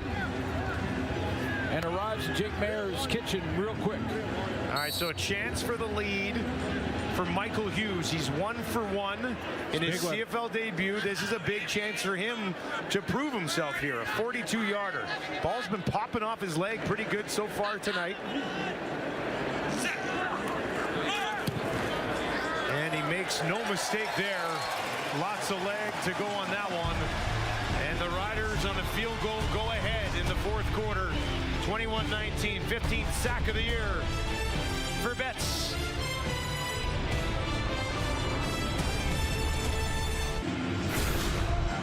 Well, just a few moments ago, Matthew Betts, sack 15 on the year. Here's a look at the Lions award winners. Yeah, two-time award nominee, Nathan Rourke, in both the Outstanding Player and Canadian department, and then Matthew Betts on defense. No-brainer there.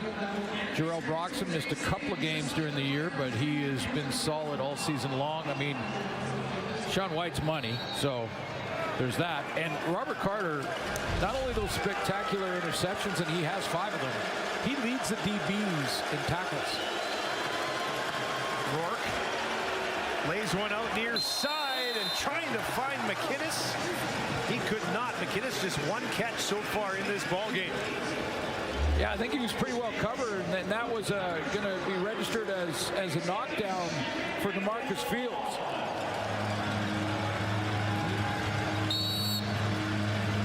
Basically right there, stuck the hand out, and you know he got a ball call from his teammates on the sideline. That was right in front of the bench.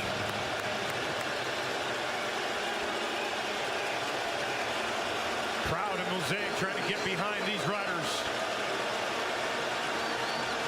Rourke. Everhart's taken down short of the first down. Sheldrick Redwine makes the tackle, and it's going to be almost 2 yards. You're going to line up and see if they can draw him offside, I would guess, and if not, punt the football. No, they're going to snap it with Nathan Rourke. Rourke trying to spin ahead, breaks a tackle, and he's got it. Okay. Wasted no time, and Rourke just goes and gets it done. Home field on the line, and Buck Pierce says, no, we're not. We're not going to try and get them offside. We've got a quarterback that leads the league in that position, rushing over 500 yards. I think he can get a couple.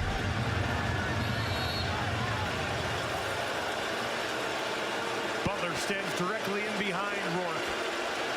Rourke quickly to the line with a few instructions.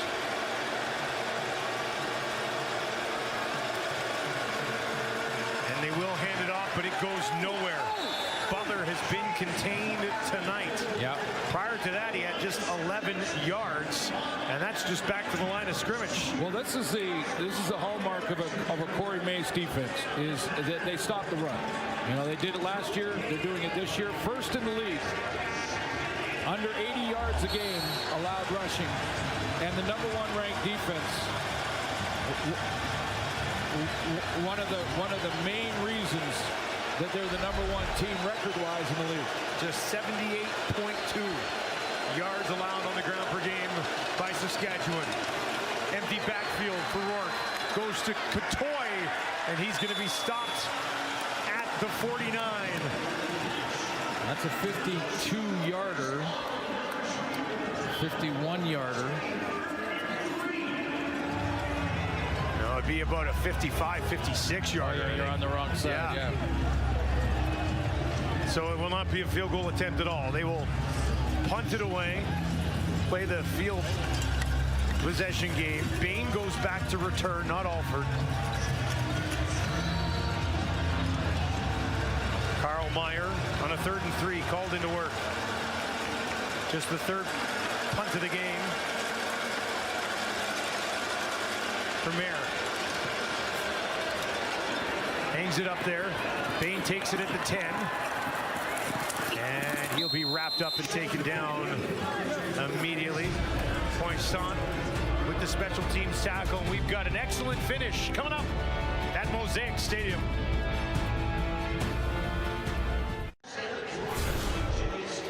Welcome back to Mosaic. BC trailing by 2 points. Here's another look at these playoff scenarios. Well, the BC Lions win. They host the semifinal versus Calgary. If they tie tonight, then BC finishes third. And if they lose this game tonight, Saskatchewan, if this score holds, then they will cross over to the east. And Winnipeg will go to Calgary.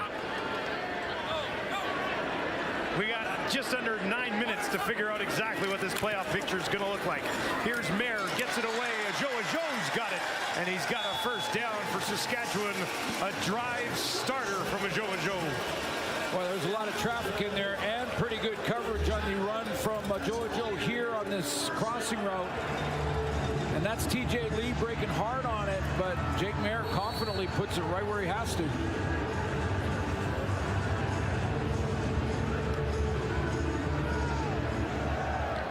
A lot of white or off-white grayish jerseys in that area. Second catch of the game for Joe. Now they'll toss it to him. Turns it upfield. Looked like he ran out of room on the far side where he wanted to stretch it out. Leading tackler just registered another one. 110 tackles coming into this game. I know there's a bunch more tonight, including that one. And he doesn't just tackle you. Yeah, he hits you. Yeah, he's a thumper. He's got 3 tackles so far tonight. Adding on to that total. 2nd and 8 for Mayer. Bertrand Hudon stands into his left. Lions, they only send 3. Mayer gets it away, and that is broken up. Big play made there by Bridges, who's starting tonight in place of Gary Peters, who was a game-time decision. That's a good break over the top, and the guy that, when Gary Peters couldn't go, he was game time all the way up to warm-up tonight. It was Bridges. Played pretty well against the Lions, and then ended up one. Often that happens, by the way. You get 2 interceptions against the team, they sign you later in the year. Well, you have a good game against a team, or you continually play well against a certain team, and then in free agency they go, you know what? We're tired of this. Come take notice of that. Yeah, right? come and play with us. McGee hustles over, takes this at the 25.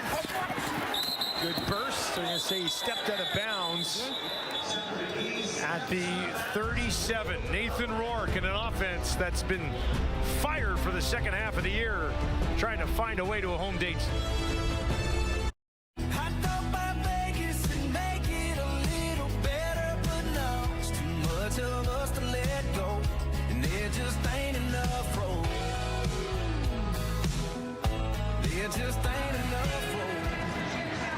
Well, will there be enough road for the BC Lions tonight, or will that road take them all the way out east?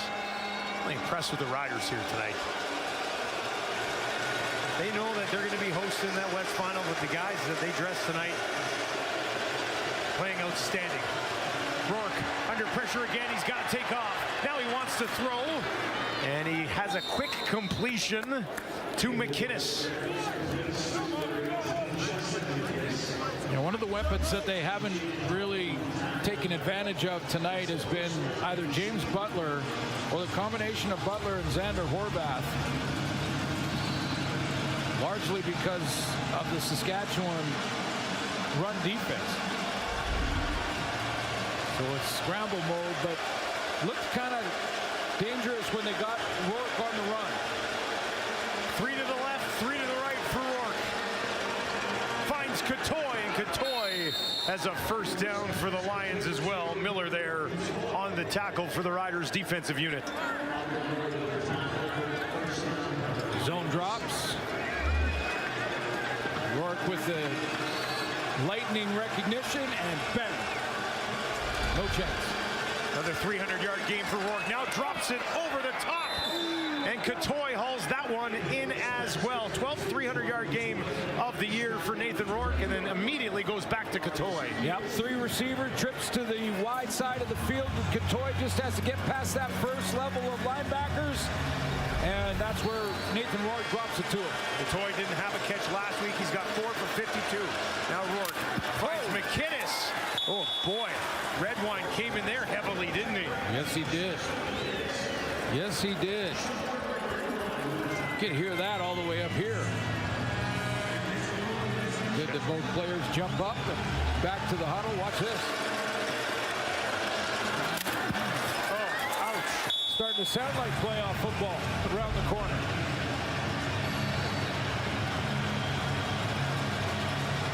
Got 7 yards, paid the price. 2nd and 3. Field goal would put them on top. Rourke's got other ideas. Gets it away, hauled in by Berryhill, and he's got a first down inside the 10. Boy, that's a great catch. Yeah, I know it's just a little slant route. It's Berryhill just finding a little soft spot, but it's thrown on the opposite side. He's kind of making, there's a bang route, and then he has to reach out for it. He knows it's second down. If they don't, they're trying to field goal. Here's Rourke, in trouble, makes a move, tosses it ahead. Did they get it? Hatcher came back to it. They'll say incomplete.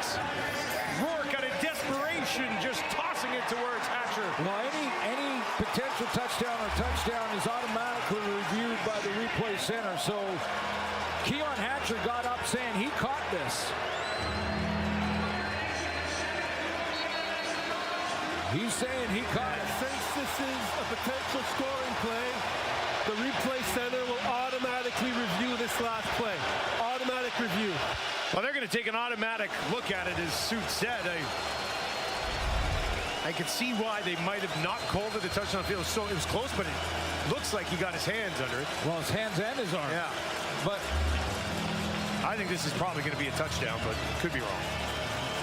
The tip of the ball doesn't hit, so it hasn't touched there. It looks like he secured it, and there it does as he's rolling over.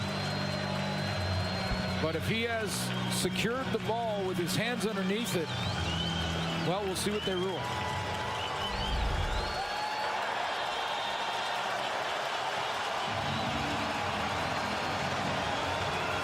Great creativity from Nathan Rourke as he scrambles out of the pocket, finds his favorite target. Is it a touchdown? Let's find out. Upon automatic review by the replay center, the receiver did catch the football. Therefore, the ruling on the field is overturned. Touchdown, BC. Hatcher's got it from Rourke. His 9th touchdown of the year for the league's leading receiver. Lions go on top by 4. And Buck Pierce is trying to do the math on whether he should go for 2 here.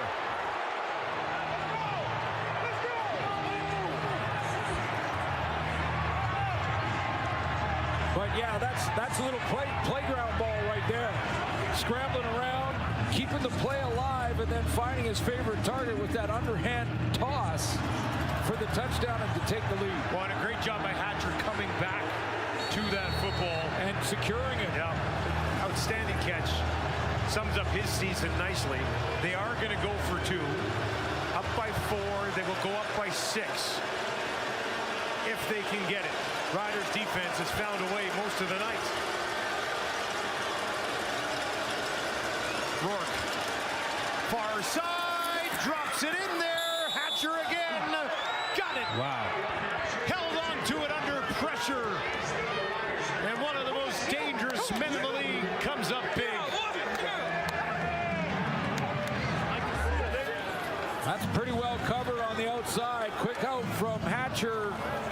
And the concentration by Hatcher over that left shoulder. Reaches back, and let's go back to the 2-point from different angle. Right at you in your living room. Gets the foot down. Great concentration. Here's another look at remarkable Rourke. Shovel pass. Pushes it ahead. Well, the only reason that when you saw the official waving it off, the only reason that I thought was how the conviction from Keon Hatcher when he got up. I mean, he got up and he ran towards the sideline, BC sideline, trying to get his coach to challenge it. He's like, come on, I made this catch.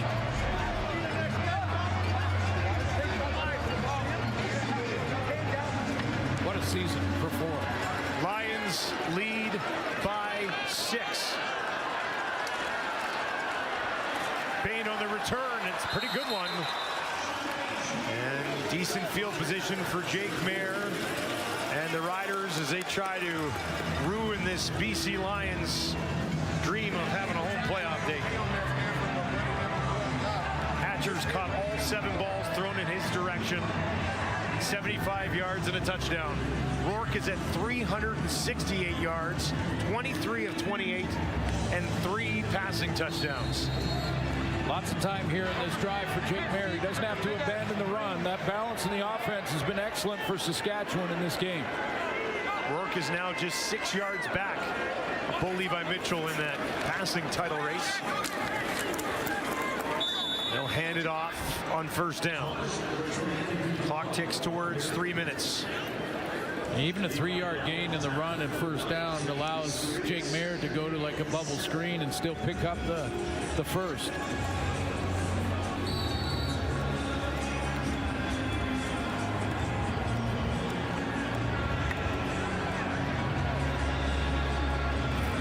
Saskatchewan 6-2 at home this year. 6-3 on the road. They've been good everywhere. BC sends 3. Mayer gets it away, and he's got a first down. A little bit of zip on that one. Goes back into the reliable waiting hands of Tommy Neal. Inside 3 minutes at Mosaic. Good finish coming up here in Regina. Mark Mueller on the right, offensive coordinator for Saskatchewan. Mike Benavides on the left, defensive coordinator for BC. The chess match in the final 3 minutes is on. Jake Mayer can basically run the offense. They're going to have to get in and out of the huddle with a little bit of sense of urgency, but they can basically run the offense with the amount of time that's left. What does Mike Benavides have here? Down by 6, nearing midfield. Mayer looks to his left, throws in that direction. Good timing on that one, and Picton gets a foot in, and it is a first down. There is a flag way behind Jake Mayer. Oh boy. Holding, Saskatchewan 68. Wow. It's a 10-yard penalty. We'll replay first down. That one hurts. Takes a big one off the board.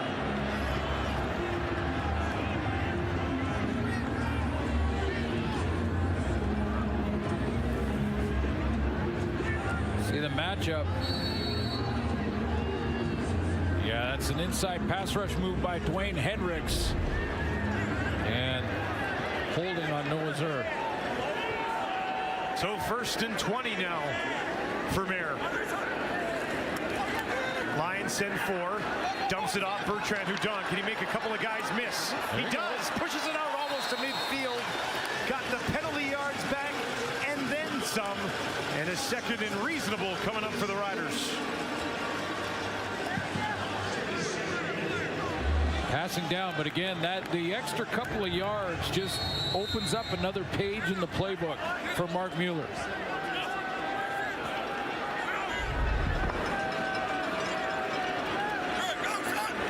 Mayer looks to find 8 more. Down the field, over the middle. Jo's got it, and it's a first down for the Riders. He's a little banged up. Ronald Kent he thought he had a crack at this. Man-to-man on the inside cut, and just can't get the right hand in to poke it out. Good concentration by JoJo. What a job, what focus to hang on to that. And he's clearly laboring. They've come out to take a look at him. Well, Kent was in coverage, but there was another defender for the Lions that came across and added another hit trying to knock the ball out.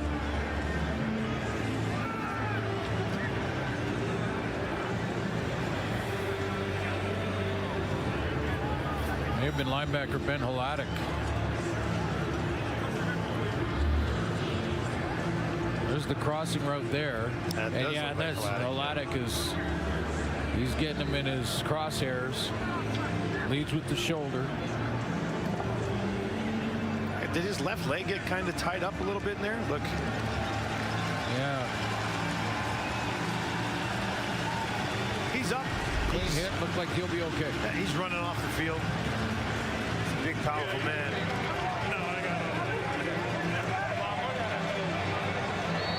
first down, kept this drive alive. And the Riders are making things extremely interesting at Mosaic to wrap up the regular season. Playoff positioning with less than 2 minutes to go in the season, yet to be determined. Mayer over the field, down the middle. And I don't know if Duncan Busby held up for a little bit, but he wasn't at that ball. Yeah, I don't know if he held up or if maybe Jake Mayer was kind of thrown off his back foot here. It looked like it was a little bit of both. Came out of that break and he just missed him a little bit long, but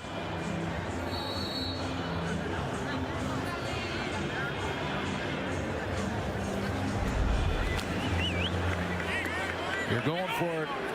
You're Corey Mace on third down anyway. You can get half of it here. Bertrand Udong clears out. Mayer gets it away, and they did get about half of it. Schaefer Baker right up in the face of Awe. Don't want to take a penalty. And we'll get a third down mid-range here for Mayer and the Riders. And it comes down to this play. BC Lions defense trying to get off the field and maybe back home for a playoff date. Here comes Alway. There. They're going to bring a bunch. Jake gets it away. Incomplete. Turnover on downs. And the Lions defense holds strong. Jackson Finley is going to add in from the free safety. So Mike Alway comes up. There's Finley. He's coming on the blitz. That's Alway. They're sending the house. Corey Mace is challenged. Well, I think he challenged when TJ Lee put his hands up in the air. Usually when a DB does that, there's some you want to take a look at. Saskatchewan is challenging the last play. They believe there should have been defensive pass interference against their receiver, number 89. The play will be reviewed. Corey Mace not going down with a challenge in his pocket.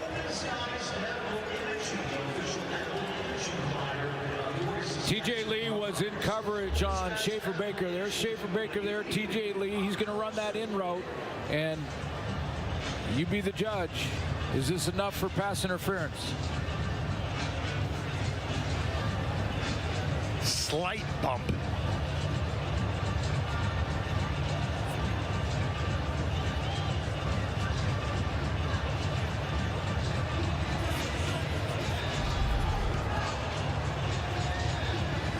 I'd be pretty surprised. Well, I mean, if I'll let him make the announcement and then I'll comment. But Corey Mace had to challenge it. It's third down. Upon further review, the ruling on the field stands. Saskatchewan loses their challenge and their last team timeout.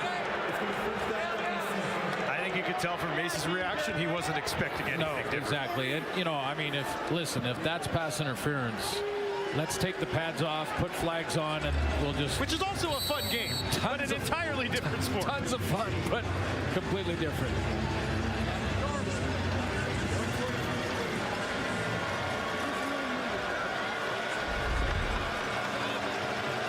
First and 10 for BC.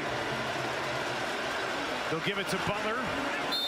Tied up, spun around for maybe another yard after Sanders, who's been really involved tonight. Great rotation guy for them going into the playoffs. And it'll be 2nd and 9. Might get a chance for the ball back with 30 seconds left. They can get the stop here, Saskatchewan. There's no... Corey Mace does not have a timeout. He lost it when he challenged that third down play. 2 running backs in the game. Now they'll give it to Butler again. Butler contained most of the night. He's got that one, and it's a first down for the BC Lions. And that will do it for the visitors. Mission accomplished on the road tonight.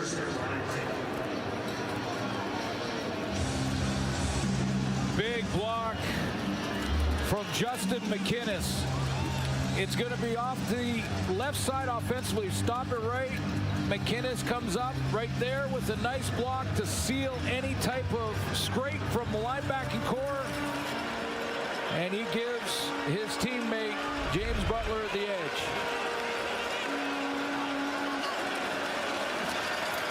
Butler again up the middle. Fitting fashion, that last carry by Butler was his longest of the ball game. You know, the Riders looks like they're going to lose this game, but I think they've shown everybody in the playoffs they don't have their starting group out there. Haven't since halftime. And I'm not even talking about close. I mean, no AJ, no Trevor Harris. Most of the receiving core, 3 out of the 5. Missing some big pieces on defense as well. Tons. If you're a Rider fan watching this game, I think you have to be pretty happy with the performance that your team put in. And really, in the end, was a meaningless game for this team. And they gave the BC Lions, who had to have it for a home playoff date, gave them everything they could handle. With all their starters out there. So, yeah, I agree. And I think the Rider fans are going to be real angry with the replay center tonight for multiple reasons. Replay center's used to it. Yeah, they can take it. That is your final. The BC Lions will host the West Semi. Calgary heads to Vancouver. Winnipeg goes east to take on the Montreal Alouettes. It took the final 3 minutes of the regular season to get it all locked into place, but the playoff picture's complete. And the parity with the playoff teams is like I've not seen it in probably my time up here in the booth. CFL playoffs are going to be a lot of fun, aren't they? Riders will have that West final. They are 1 home win away from going to the Grey Cup. The BC Lions suits head into the playoffs 6 wins in a row. 6 wins in a row with home field in the semi. Calgary will be in BC. It's going to be a lot of fun. Every play matters moving forward. Postseason just around the corner. Bombers and Alouettes, Stampeders and Lions from Vancouver, all going down a week from today. BC 27, Riders 21. For Matt Shinetti, Glenn Suter, I'm Dustin Nielsen. Thank you very much for joining us. Sports Center is next.